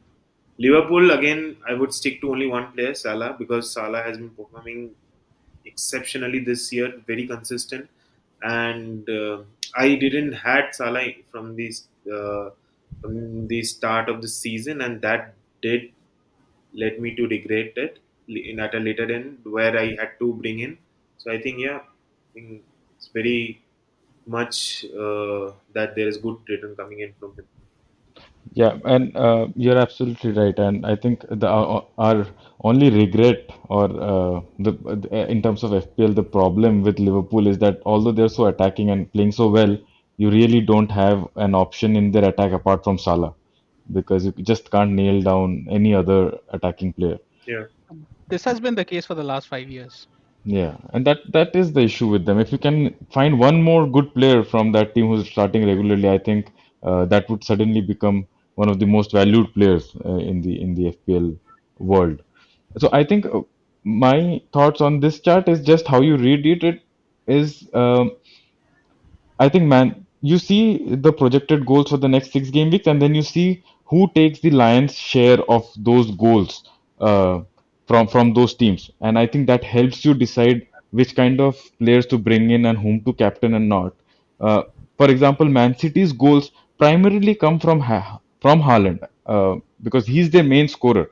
If they score, they're projected to score 13 goals over the next 6 game weeks in this, as per this chart or this model. If City are really scoring 13 goals, you would at least expect Haaland to get maybe 10 of them, because he's their main uh, output in front of goal. So that is, I think, how you can read this, because see, like when we see a team like maybe Spurs, they are projected at 10.59, or maybe let's say they scored those 10 goals over the next 6 game weeks. You really don't know who's going to score. You can't pick out one player because there's Johnson, there's Solanke, there's Son. You have some strike, even Pape Matisar or somebody is they're having shots from outside the box. So I think in that terms, I think if you look at this chart, you look at City, so you can see, you can more or less predict the number of goals that Haaland can get. You look at Chelsea, and if they're scoring 11.67 or 12 goals, you would expect Palmer to be involved, either not score but maybe assist majority of them. So I think in that sense, I think that is how you can probably read this chart in terms of making your choices, or whom you are going to captain over the next few game weeks. Anything that stand out to you, Shorab, or do you want to move ahead? Oh no, I think we can move ahead, but yeah, I think Chelsea's three blocks of 2.06, 2.06, and 2.09, they're absolutely massive. And like we have pointed out multiple times that having Chelsea assets during this 3 or 4 weeks is absolutely crucial. Yeah, They I'm can I'm I'm a little surprised that Chelsea are projected to score 2.06 against Leicester, 2.09 against Southampton, which is okay for 12 and 14. But in between, they have Aston Villa at home at for match day 13, and they're still projected to score the same amount of goals as Leicester away. So the model, Aston Villa can crumble at any point, so it's not a surprise. yeah, the model does not rate the Aston Villa defense.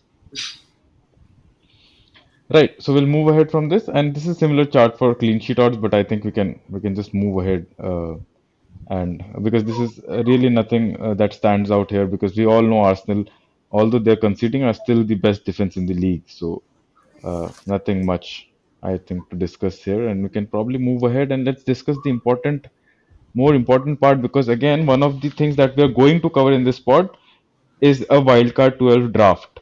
And in terms of that, I think it is very important to see whom, when you're building a wildcard squad, you have to choose your premiums. With Haaland at 15 million, Palmer at 11, Salah is almost a must have now in every team, and he's at 12.8, 12.9. So you can only choose whether to have Haaland, to not have Haaland, and which premium midfielders you're owning. And I think a big part of that conversation is captaincy, because once you're owning such an expensive player, you'd want to captain him. Uh, on most of the weeks, if not all weeks. So this is where that chart kind of comes in. This is again by Lego Mane. So the first question that I'll put out to you guys, and so I think between the four of us, I think Shovik is the only one who doesn't own Haaland in his team at this point. So let's go to you, Shovik, first, and let's understand from you your thought process behind not having Haaland, and how many premium midfielders do you own from this list, and your plan going ahead. Do you plan to bring in Haaland, or do you see good captaincy options between these premiums? Take us through your mindset and your thought process that you're planning ahead. Yeah, to be honest, and on a lighter note, removing Haaland was a bit of mix of both frustration and FOMO, because all my friends had Salah and they were getting exceptional returns from him. So I think that was one thing that was going in my mind. But in terms of this decision on a long run, I think Haaland, first and foremost, sitting at 15 is quite some money that you have already spent it, right? And then if you want to buy another differential premium in the midfield, it's very tough. You would have to either sacrifice on your defense, or it has to be that you have to buy in mid-range midfielders. So my reason for removing Haaland is that their recent performance. I know that it may turn around given that De Bruyne is back, but that eventually led me to have a three premium players likes of Salah, Palmer, and Isaac. So I think Isaac, Palmer, definitely great fixtures coming in, giving good returns, having great performances, and Salah is any which ways like he's performing crazy and he's giving great returns. So I would stick to that, because for me it's pretty much important to have a diversified outcomes, because if I just sit on Haaland with a 15 uh, budget and having uh, mid-level midfielders who are not giving me that much return, I think that this is what I thought would be a better option. But yeah, having said that, I may bring him back, but that would be only after watching him play for maybe 2 or 3 game weeks coming from. Yeah, coming back to form, because yeah, there's a concern because you cannot have your 15.5 million, almost 15.5 million player blanking every week. And the way he's been playing, there are obviously people who have moved off Haaland have gained tremendously in the last few weeks. So that is what the conversation is. I think if you don't have Haaland, I think you can afford to go with, if you want, if your team structure, if you structure your team in a way, you can go for three premium midfielders in Saka, Salah, and Palmer, which is not possible if you have Haaland. To have all three of them, and it is a conversation around that fact that whether you can cover off Haaland's goal and captaincies from the captaincy of these premium players. So, Shorav, let's come to you. And you have Haaland in your team. I have Haaland in my team. Does have that thought of not going against Haaland past your thought process and looking at these block of fixtures? Do you think Salah, Saka, Palmer can actually cover off Haaland during this period, given taking captaincy into consideration as well? Yeah, absolutely. The fact that, I mean, in the last goal scoring odds or the fixture congestion period that we saw, all the good teams have the highest odds. So if you're hopping from a Haaland, you have good options in Isak, or let's say if Watkins was an option, you have Jackson there. So you have a lot of half priced assets that are performing well. I mean, even if they do not match a 17 pointer hat trick, they can surely match their 9 or 12 points. I mean, that's fair enough given that the money saved is invested in midfield. So I don't have to play someone like a Brennan Johnson against City. I could rather upgrade him to a let's say Saka who plays Nottingham Forest, or a Palmer who plays Leicester. So that upgrade is huge. And yeah, and how the team benefits, especially in defense. If I want to bring a Gabriel or a Ray, I could do that. So that brings a lot of flexibility. Yes, that's a lot of there's a lot of fund is available to upgrade your team, and in this fixture congestion period, I think we just mentioned a couple of minutes back as well that you need a good bench during this period. So yeah, that's a fair point. Shubhajit, you also have Haaland in your team, and going ahead, what are And your plans? Yeah, yeah, sure. yeah, one question to Shubhajit as well. So he has Haaland, Palmer, and Salah. So he's on a top three premium price team. So are you actually looking at downgrading Haaland and upgrading someone to Saka? Is that something that you're looking for? Yeah, might be, but I think I'm a bit late for that, because if I would have downgraded Haaland to somebody, like we have a lot of other options in that price bracket. So if you would have downgraded Haaland to someone in the midfield range, I would consider someone like Saka, even though if he's injured for this week. I would consider Saka for the next game weeks for more means over someone like Son or I think Foden. So Saka is a must-have. I think the upcoming fixtures which are coming, the fixtures are turning for Arsenal. So I think Saka is a great asset to have at this very moment for the next 2 weeks, game week 12 and 13. Saka is a good captaincy shout as well. So if I downgrade Haaland to someone like an Isaac, I can get the budget to transfer from Johnson. I think which Johnson is in my team, so I can transfer Johnson to Saka. So that's a good move to have. But I am considering moving out Haaland at this very moment because, which Shovik has pointed out, that De Bruyne is back. So if KTB is back, Haaland is a different beast altogether. So at this very moment, I'm in kind of a dilemma over that. But considered Saka's game week fixtures, I think I might do that move. Yeah, I think the fear of Haaland with De Bruyne is actually is real, and as soon you can very easily move off Haaland, but as soon as he starts firing, you're going to immediately want him back in your team. And if you move off Haaland, the only problem is getting him back. If you move off Haaland and spread your funds, getting him back will take at least three moves. So either you have to always keep that in mind and keep banking those transfers and keep minimum of 2 3 transfers, because at any point he might again go off like he started the season, the way he started the season. If he goes off like that again, everybody's going to want Haaland back. So on this chart, let's quickly finish off this conversation by a quick rating of all the premiums that are available. So let's all four of us pick the top three that we think from game week 12 onwards are not essential, but the top three picks in terms of these premiums that are listed here. For all the audio guys, we've listed obviously uh, all the assets that are 8.5, 9 million and above. So we have Haaland, Saka, Salah, Watkins, Son, Palmer, Isak, and Fernandez on this list. You can include anybody else if you think uh, is is another pick, but I think in terms of premium, this list covers it all. So let's start quickly with you, Shorab. If you had to pick three uh, premiums for the fixture run from game week 12 till the end of the year, what will be your top three picks? Uh, at the end of the year, that would be Game week 19 or Salah. 20, yeah.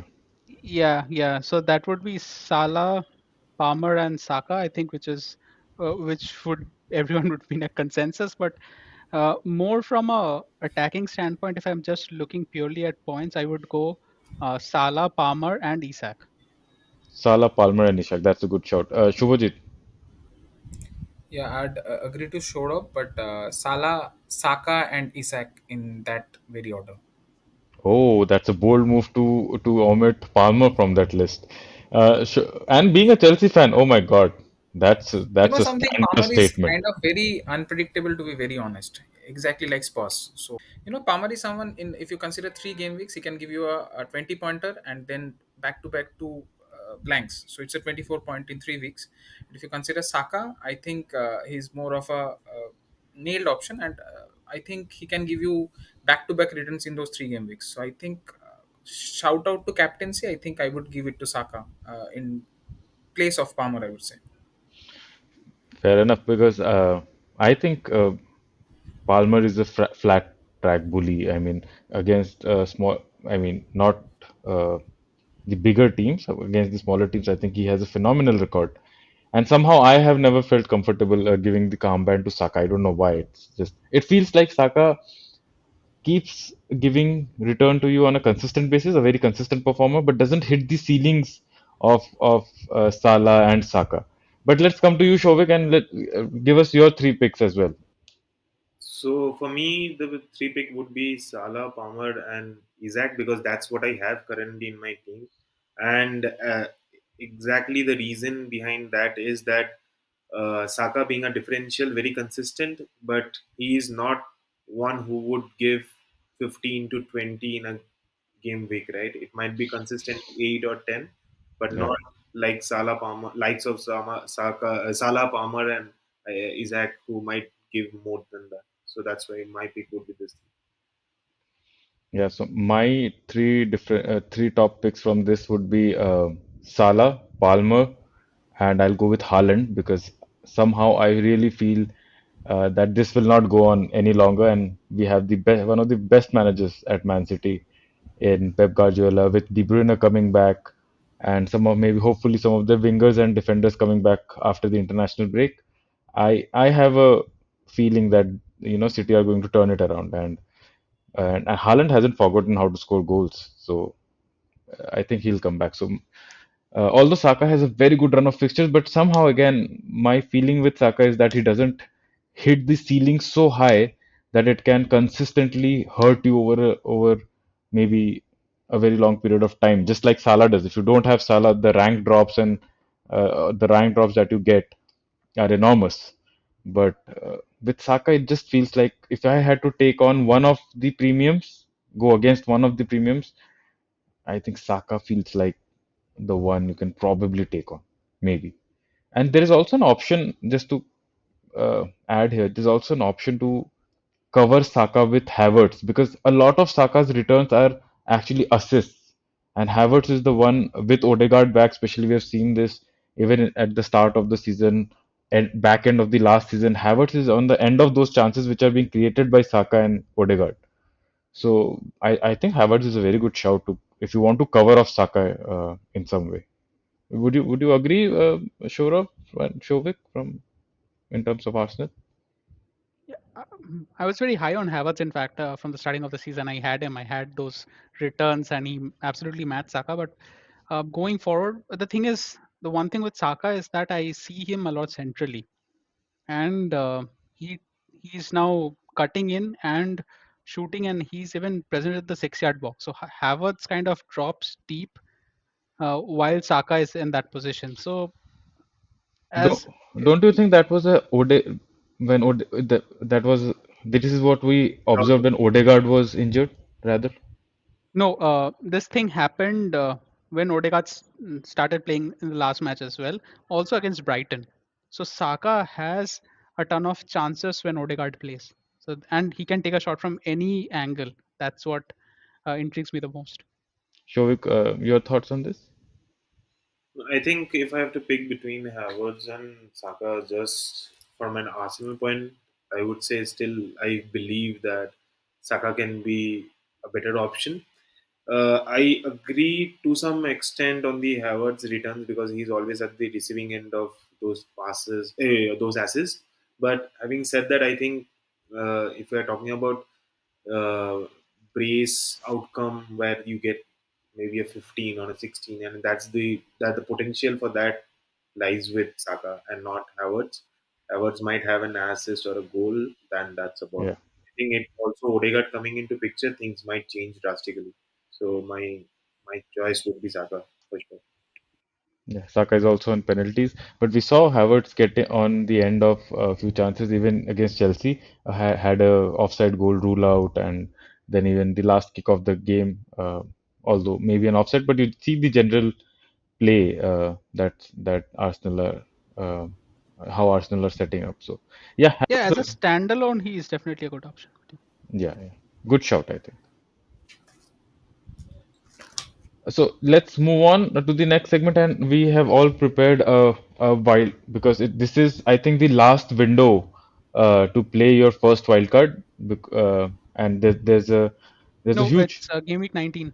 No, I'm saying in terms of window. Oh, a window, yeah. Yeah, because I don't see the point of carrying your wildcard beyond this point, game week 12, because this presents a good opportunity with some very good fixture swings, a lot of lot of data is already there. We know which teams, which players are in form, and for a congestion period of fixtures, I think you can just set up your team to tackle what's coming ahead. So this is a team that we all prepared. Saurabh, do you want to take us through the team and just maybe briefly explain why the choices that we have put? Yeah. So for the benefit of the audio listeners, we in goal we have Fabianski as our choice of 4 million keeper, and since he's starting and has secured a 9 point last game week, so as our main keeper we have selected Rhea at 5.5. He's nailed. He's Arsenal is going to have a brilliant run of fixture, and he gets save points. And whenever he cleans, he has a huge bonus potential. So those are our goalkeeper choices. Now moving on to the defense. So as a 4.0, we have selected Van de Ven, uh, or sorry, yeah, not Van de Ven, Van der Berg, the Brentford 4.0 defender. He is starting as a right back at the moment, and even though the fixtures aren't great, he can sit on your bench and can come in for a 1 or 2 pointer if need be. That's better than zero. We have Ait Nouri, Konate, Dinia, and Anderson. Now, out of these four defenders, I think we all agreed on having Ait Nouri, since he has was have a brilliant run of fixture. Ait Nouri is essentially a left wing back, doesn't play defense, and has the ability to score goals, and he has done that quite a lot. Now, Konate, we have picked him as our premium defender here. I mean, he's still 5.4, but Liverpool's fixture turned quite good from game week 16 onwards, and I think having a Liverpool defender in place for those from that period is essential. And before that, they do have a good fixture in game week 12, and I think in game week 14, not 14, 14 is against Newcastle, I think 15. So if you can cover off the rest against City and Newcastle, I think you're good. So the next is Roberto Carlos, or aka Lucadinha. He has the potential to be a great left back this season. Or I think Aston Villa's fixtures turn, but uh, Dina can have a few attacking returns, can bag in a few clean sheets with an early sub. So I think Sort of just that's a 4 point. wanted to interrupt Mhm. you for a little bit. So talking about Luka Din, do you think that his minutes are a bit of concern coming to the Villa fixtures, the loaded fixtures? So I think he's the first choice in that left back spot.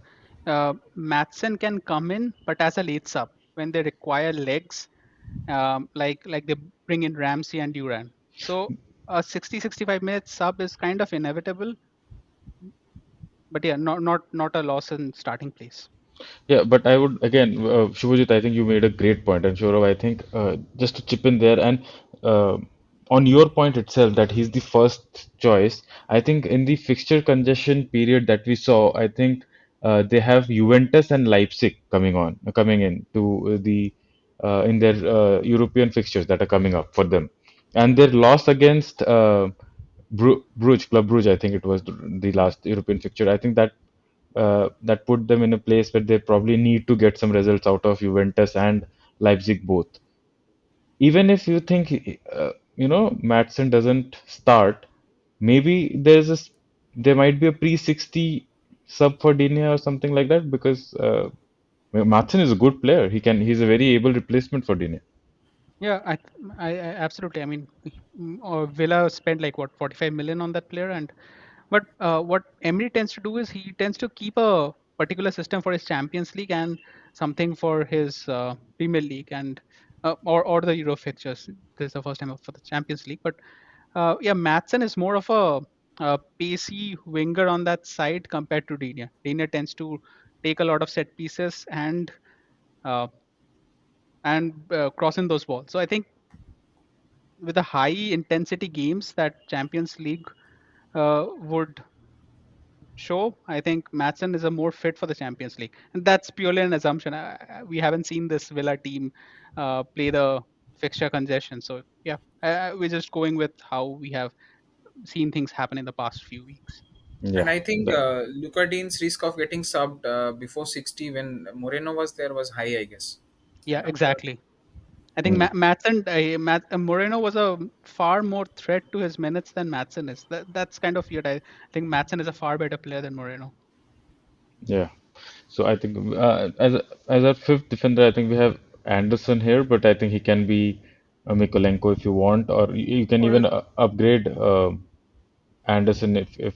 So let's cover off the midfield and the and forward might be a line Luis Hall quickly. as well. Exactly. Yeah, can be a Newcastle defender. So Lewis Hall, I think, is 4.4 at this point. So we have zero point 0.0 in the bank. And I think let's just cover off the midfield and the forward line quickly, Shorav, and then we can probably discuss few of the alternate options to where what we have shown here. Okay, so I'll cover a few of the consensus picks in the midfield. It's Saka, Salah, and Palmer. Since we are going with a no Haaland team, we have taken the three premiums in the midfield, and then we have selected a 5.0 or a 5.4 Rogers. That's our enabler.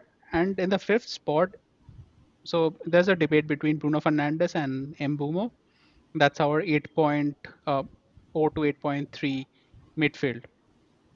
Now, coming to the attacker, since there is no Haaland, we have a structure of a premium attacker and two 6 to 6.5 or a 5.5 to 6.5 bracket attackers. So it's Isak, Cunha, and Wissa at the moment.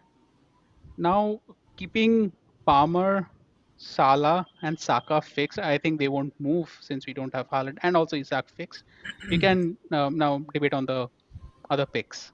So let's come with Rogers. Do you all agree that we should go with Rogers, or Yeah, are you I think thinking of? Rogers is the best enabler, and as a seventh or eighth attacker, I don't think we'll get anything better than Rogers. And yes, I think Shubhajit made a point about having Semenyo there, and we'll just come to you, Shubhajit. You can explain the structure with Semenyo in there because that will require a little bit of more funds to be taken out from probably either Bruno or maybe the forward line.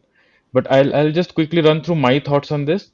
Uh, so I think the picks that pick themselves are Fabianski, Raya, Dinia, Konata, Aitnuri, and Vandenberg. I think they pick themselves in the defense. The only question mark for me here would be whether we go for Anderson because I don't like, as I said in the pod just before this, because after the Wolves fixture, they have a run of four tough fixtures, especially in terms of their defense. So I think, and even Mikolenko, the Everton's fixtures turn after a couple of game weeks, if I'm not mistaken. So I don't like either of those two picks there. Although if you say that you are going to play Denia, Konate, and Aitnuri every week, probably, and Anderson and Vandenberg are just going to warm your bench, then they're probably an okay option. But my preferred and more balanced structure would be to upgrade Anderson, at least to a 4.5, 4.6 defender.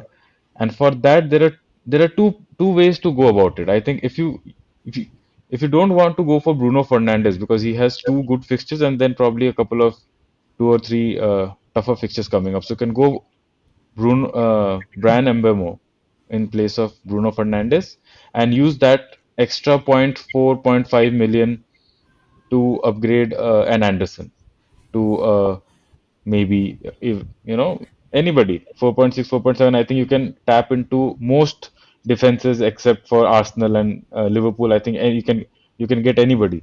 You can get Brighton. We talked about Brighton. You can get Newcastle. You can get Chelsea. So I think those are the three defenses with very good fixtures that you can upgrade Anderson to. if you take money out of Bruno Fernandes. If you don't want to take money out of Bruno Fernandes, you can still upgrade Anderson if you decide not to have any Brentford attack and downgrade Visa to maybe a João Pedro.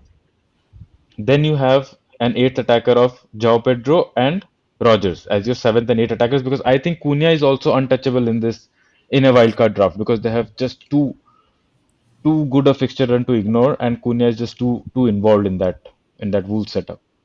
So these are my two observations on this draft. I think either you downgrade Bruno or you downgrade Visa and you upgrade Anderson.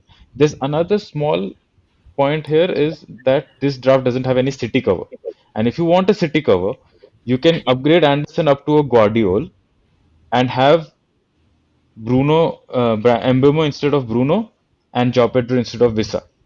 So you have Brentford cover, you have Brighton cover, and you have a City defender, attacking defender. But in that case, you don't have any Man United or you don't have any Man United basically. So that's a structure that Doesn't I really hurts. like. Doesn't hurts, I guess.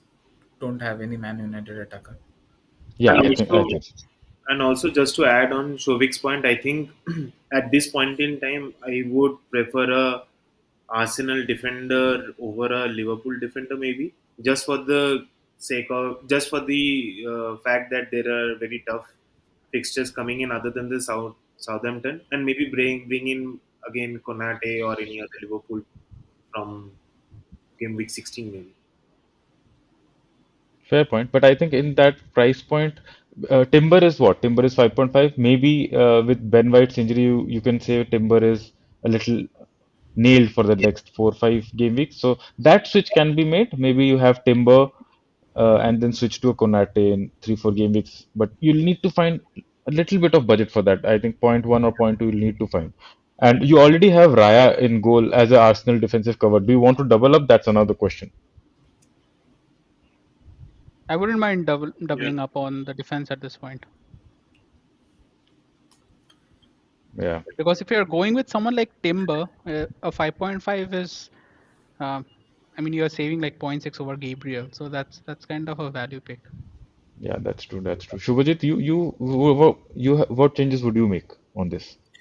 I think I'd just downgrade Bruno to I think someone like an Mbeumo and cover Semenyo in that. With that budget, I'll upgrade Rogers to Semenyo.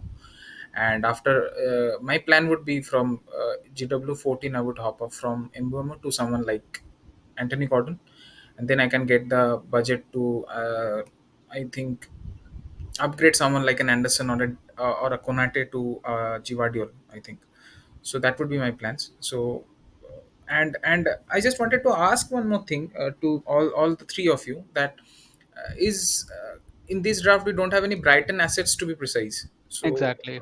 Yeah. so So Visa versus I think Welbeck. Do you think it's Welbeck. a debate? Yeah, it is a Yeah. debate. It is a debate. I think, especially if you're not going for Bruno and if you're going for Mbeumo, Visa doesn't have a place in this team because double Brighton attack from game week 12 onwards doesn't make sense.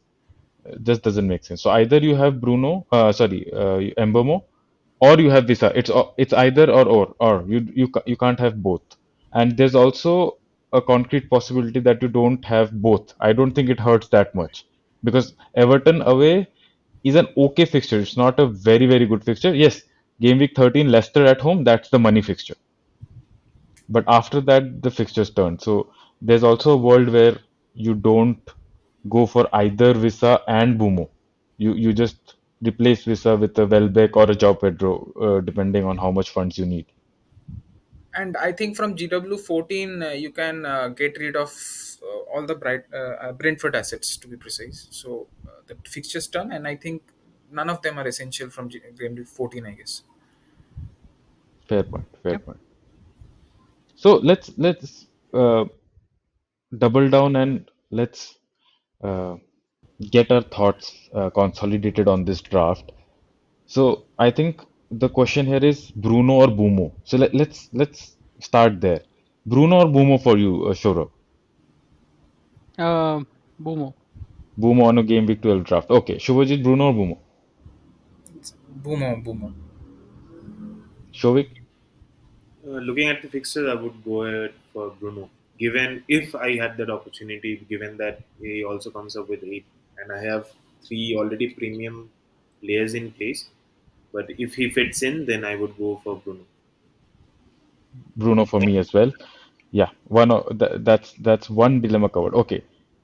Visa or a Brighton attacker, I think, in that spot. So, Shorav, again, coming back to you, Visa or Brighton attacker? Brighton attacker.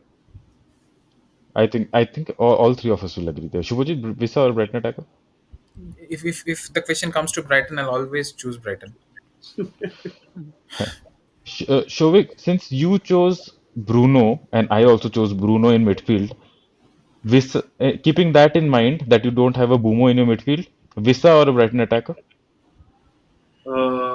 Still, I would go for a Brighton attacker, given that I think the fixtures might turn for Brentford from 14 or 15. So, for hence, I would go for a Brighton, maybe a Right. Welbeck or a But Joe. this, So I think yeah, that but this is a 12th wild card. I mean, they have Leicester at home in game week 13. exactly that was the my idea of putting Visa there that you can keep him till Leicester maybe. About visa here, I would like to add one point that I feel that if you already have visa, then it's fine to wait till Leicester fixture. But I don't think it makes sense to bring him now just for 1 or 2 fixtures. But I would go for a Brighton to get a benefit, long term benefit. To be honest, Yeah, a fair point. I think bringing in Visa in your wildcard 12 is also means that you're almost booking in a transfer for game week 14. So if you don't want to do that, I think yeah, getting a Brighton attacker is fine. I think both ways are fine. There's no right or wrong. I think there's just two paths that you can choose in terms of how you want to structure and how you want to spend your transfers. Last question, I think, on this draft, I think, is the Anderson pick. So, if you had to pick again, all four of us rather, but I'll come to you guys first. If we have to replace Anderson with, let's say, a Newcastle, Brighton, or a Chelsea defender, one of these three, who's your top pick? Sure up. Newcastle, Brighton, or Chelsea? I'm stuck. So I have both Newcastle and Chelsea defenders. So that's where the dilemma comes in. I think both are good. It's just what fits your budget. I think they all come at the same price point. I think if you go for any 5.4.6 and below, I think you can tap into all three defenses. So I think in terms of price point, they're quite similar. But Priority wise, I'd go Newcastle defender because they kind of have that attacking threat to it. fair enough, fair enough. Shubhajit, No, it's Newcastle defense, and to be precise, it's Hall because of the expected assists which you have already talked about. fair point. Good answer there. Shovik, your pick from the three. yeah, I think I would also go ahead for all. But one point that I would like to draw over here is that given that the form Sanchez in. I think he's playing exceptional. Very a lot of close saves from his end. So I would like might even go for him. But if I have to, and given that we have seen that very closely last weekend Uh, from Mikel Merino, you're talking moving about from head, Robert toe, Sanchez. knee. You're talking about Robert So Sanchez, right? yeah, It's pure sarcasm from an Arsenal fan, I guess. It has to be. Oh, I so have been just crying to out answer you, loud I will go to for replace. I have been crying out loud to replace Sanchez from Chelsea's team in the last two or three pods continuously. I can't stand that goalkeeper. But yeah, good, good sarcasm there. You had me there. I couldn't believe my ears. Oh God. So yeah. Uh, so I think all three of you have gone for Newcastle. I am I Well, you guys seem to be a lot more decisive than me. I'm still, I would be torn on that decision because I think Hall might be uh, a rotation somewhere, and I just feel if Dunk is fit, he's just more nailed. Or with cardiac loose injury now, he's expected to be out for a couple of months. I think that makes Estupinian quite nailed there. So that's an option, but he's a little bit more expensive at five. And obviously Colville is there from Chelsea, but Chelsea's defense I would not trust. So for me, it would be between Brighton and Newcastle.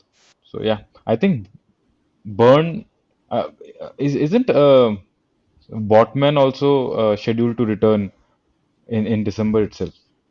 Yep. He's But yeah. we're not no, we're not sure if Botman comes into this, uh, comes into the starting 11 immediately. He's coming back from a long-term injury. That's I fair. also No. think the same. He's not going to come to the starting 11 straight away. Fair enough. Fair enough. So Newcastle defense I think gets our vote. So yeah, that's our wildcard draft. Let's move ahead. And before just we move ahead, final thoughts quickly on any temptation to have Jackson instead of Isak, Shubhajit. I would not go there, to be But very it's honest. if you see why I pose this question is Leicester game week 12, Southampton game week 14. I mean, in three games, you're playing two of the worst defenses and promoted teams, and you have Villa in between, whom we have just talked about, given their midweek with Juventus and their defense not being that great either. So I don't know why people are not more going towards Jackson. Any No, that's particular true. reason? But because under Maresca, he has also shined a lot. So his playing style has improved a lot.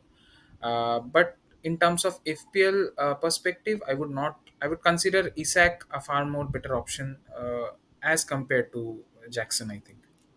Sure of you already have Jackson. Yeah. You have a temptation to switch out of him to Isak, or do you think he's a fine hold? Not switch in addition to. So in this team, if you can upgrade a Visa to a Jackson, I mean, you're talking about Cunha, right? Who has Leicester and Ipswich later.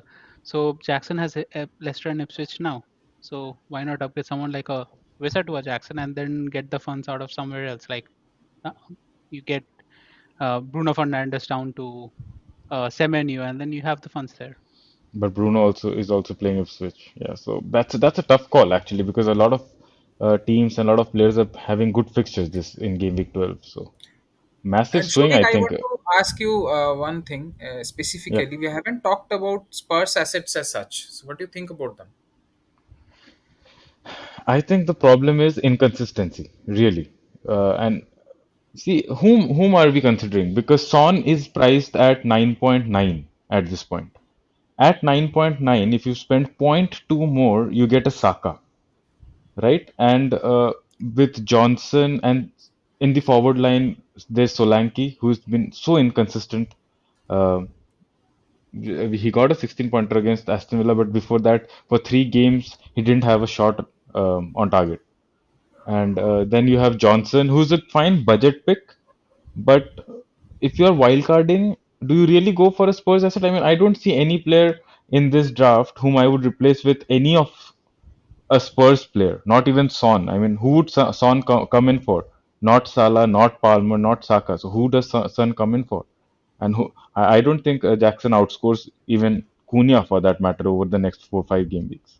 So that is where I am at. And Spurs defense, I would not even talk about it. I they just don't keep a clean sheet.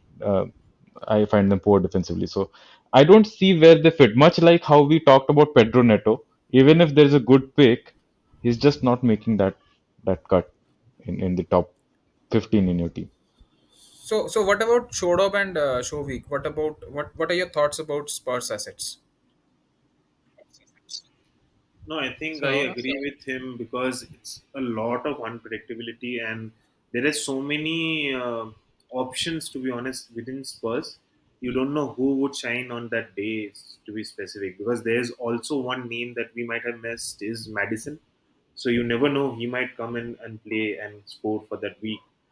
So I had Solanke for I think almost 4 5 weeks. He did give returns for I think as you said for against Aston Villa, but again there's no consistency as to who might score and who might not.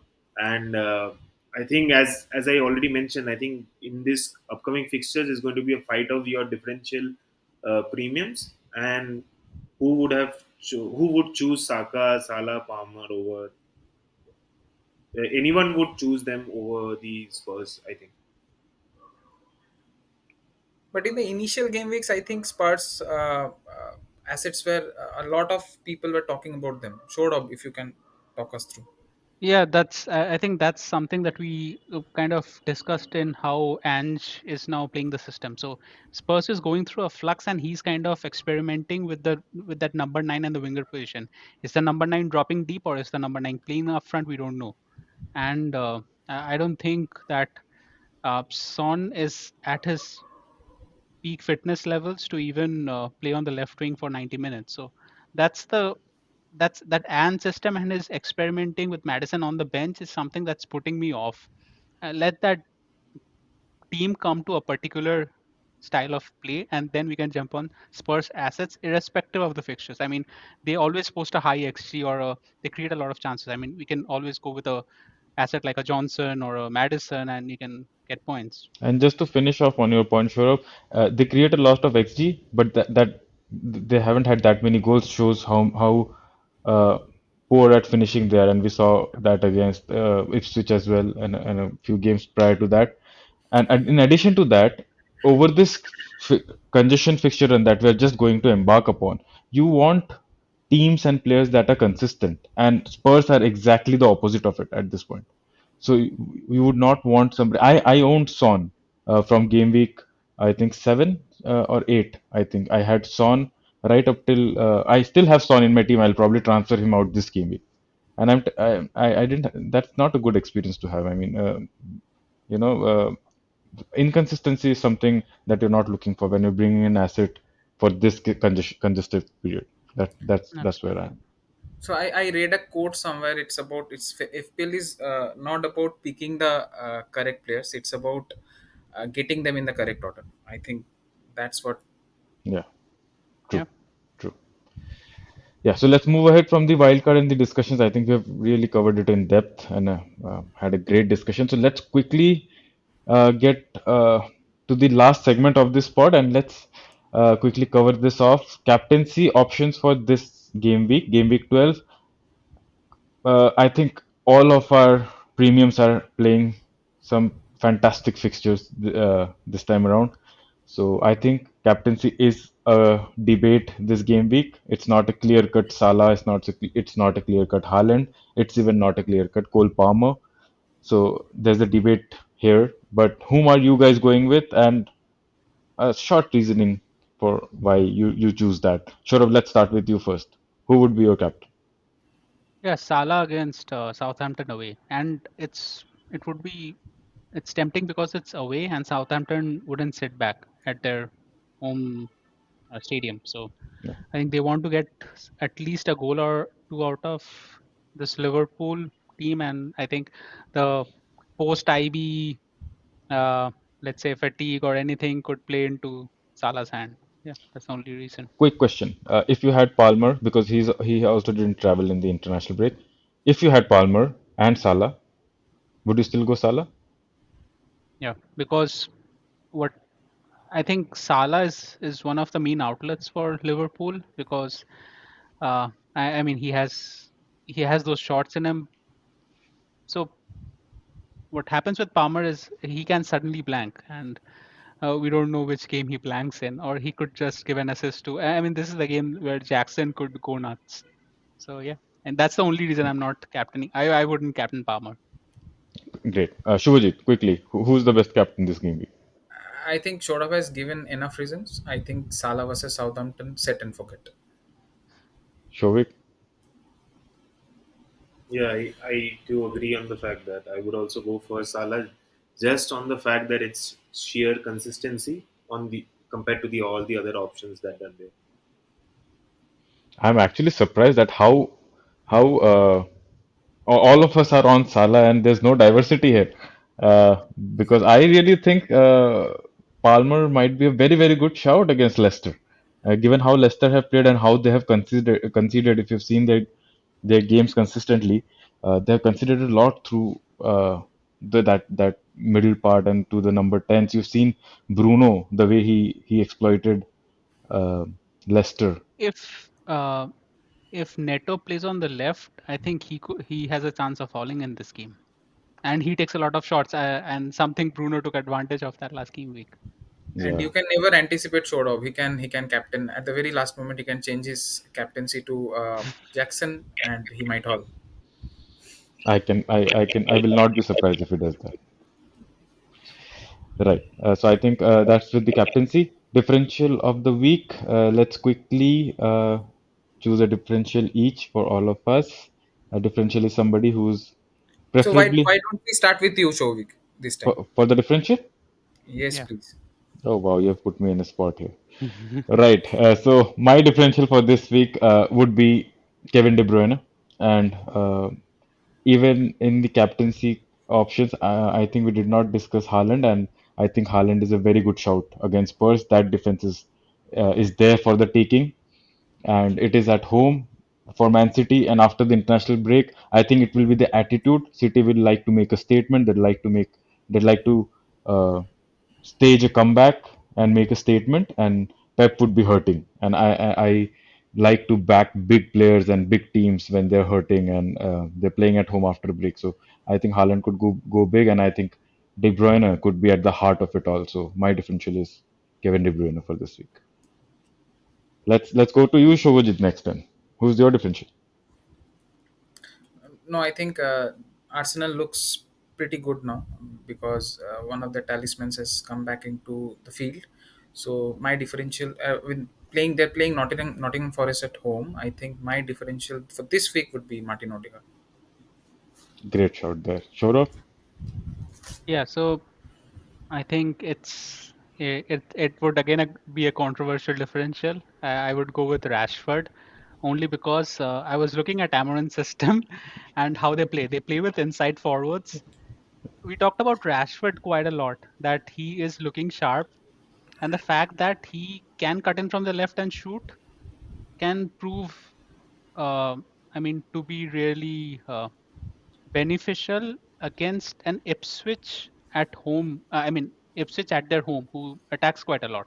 I'm purely speaking in terms of this game. The last time I I laughed liked on how I a, sorry to interrupt. I liked how Shodov picked Rashford and justifying his answers.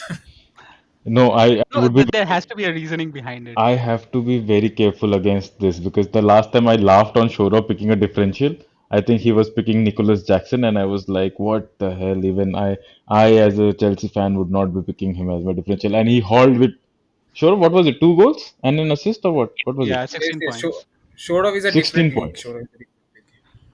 Uh, we But it's a this is a surprise coming from Shobhajit. Don't I are you not aware of Shodov and his past? So you should not be shocked that he came up with Rashford.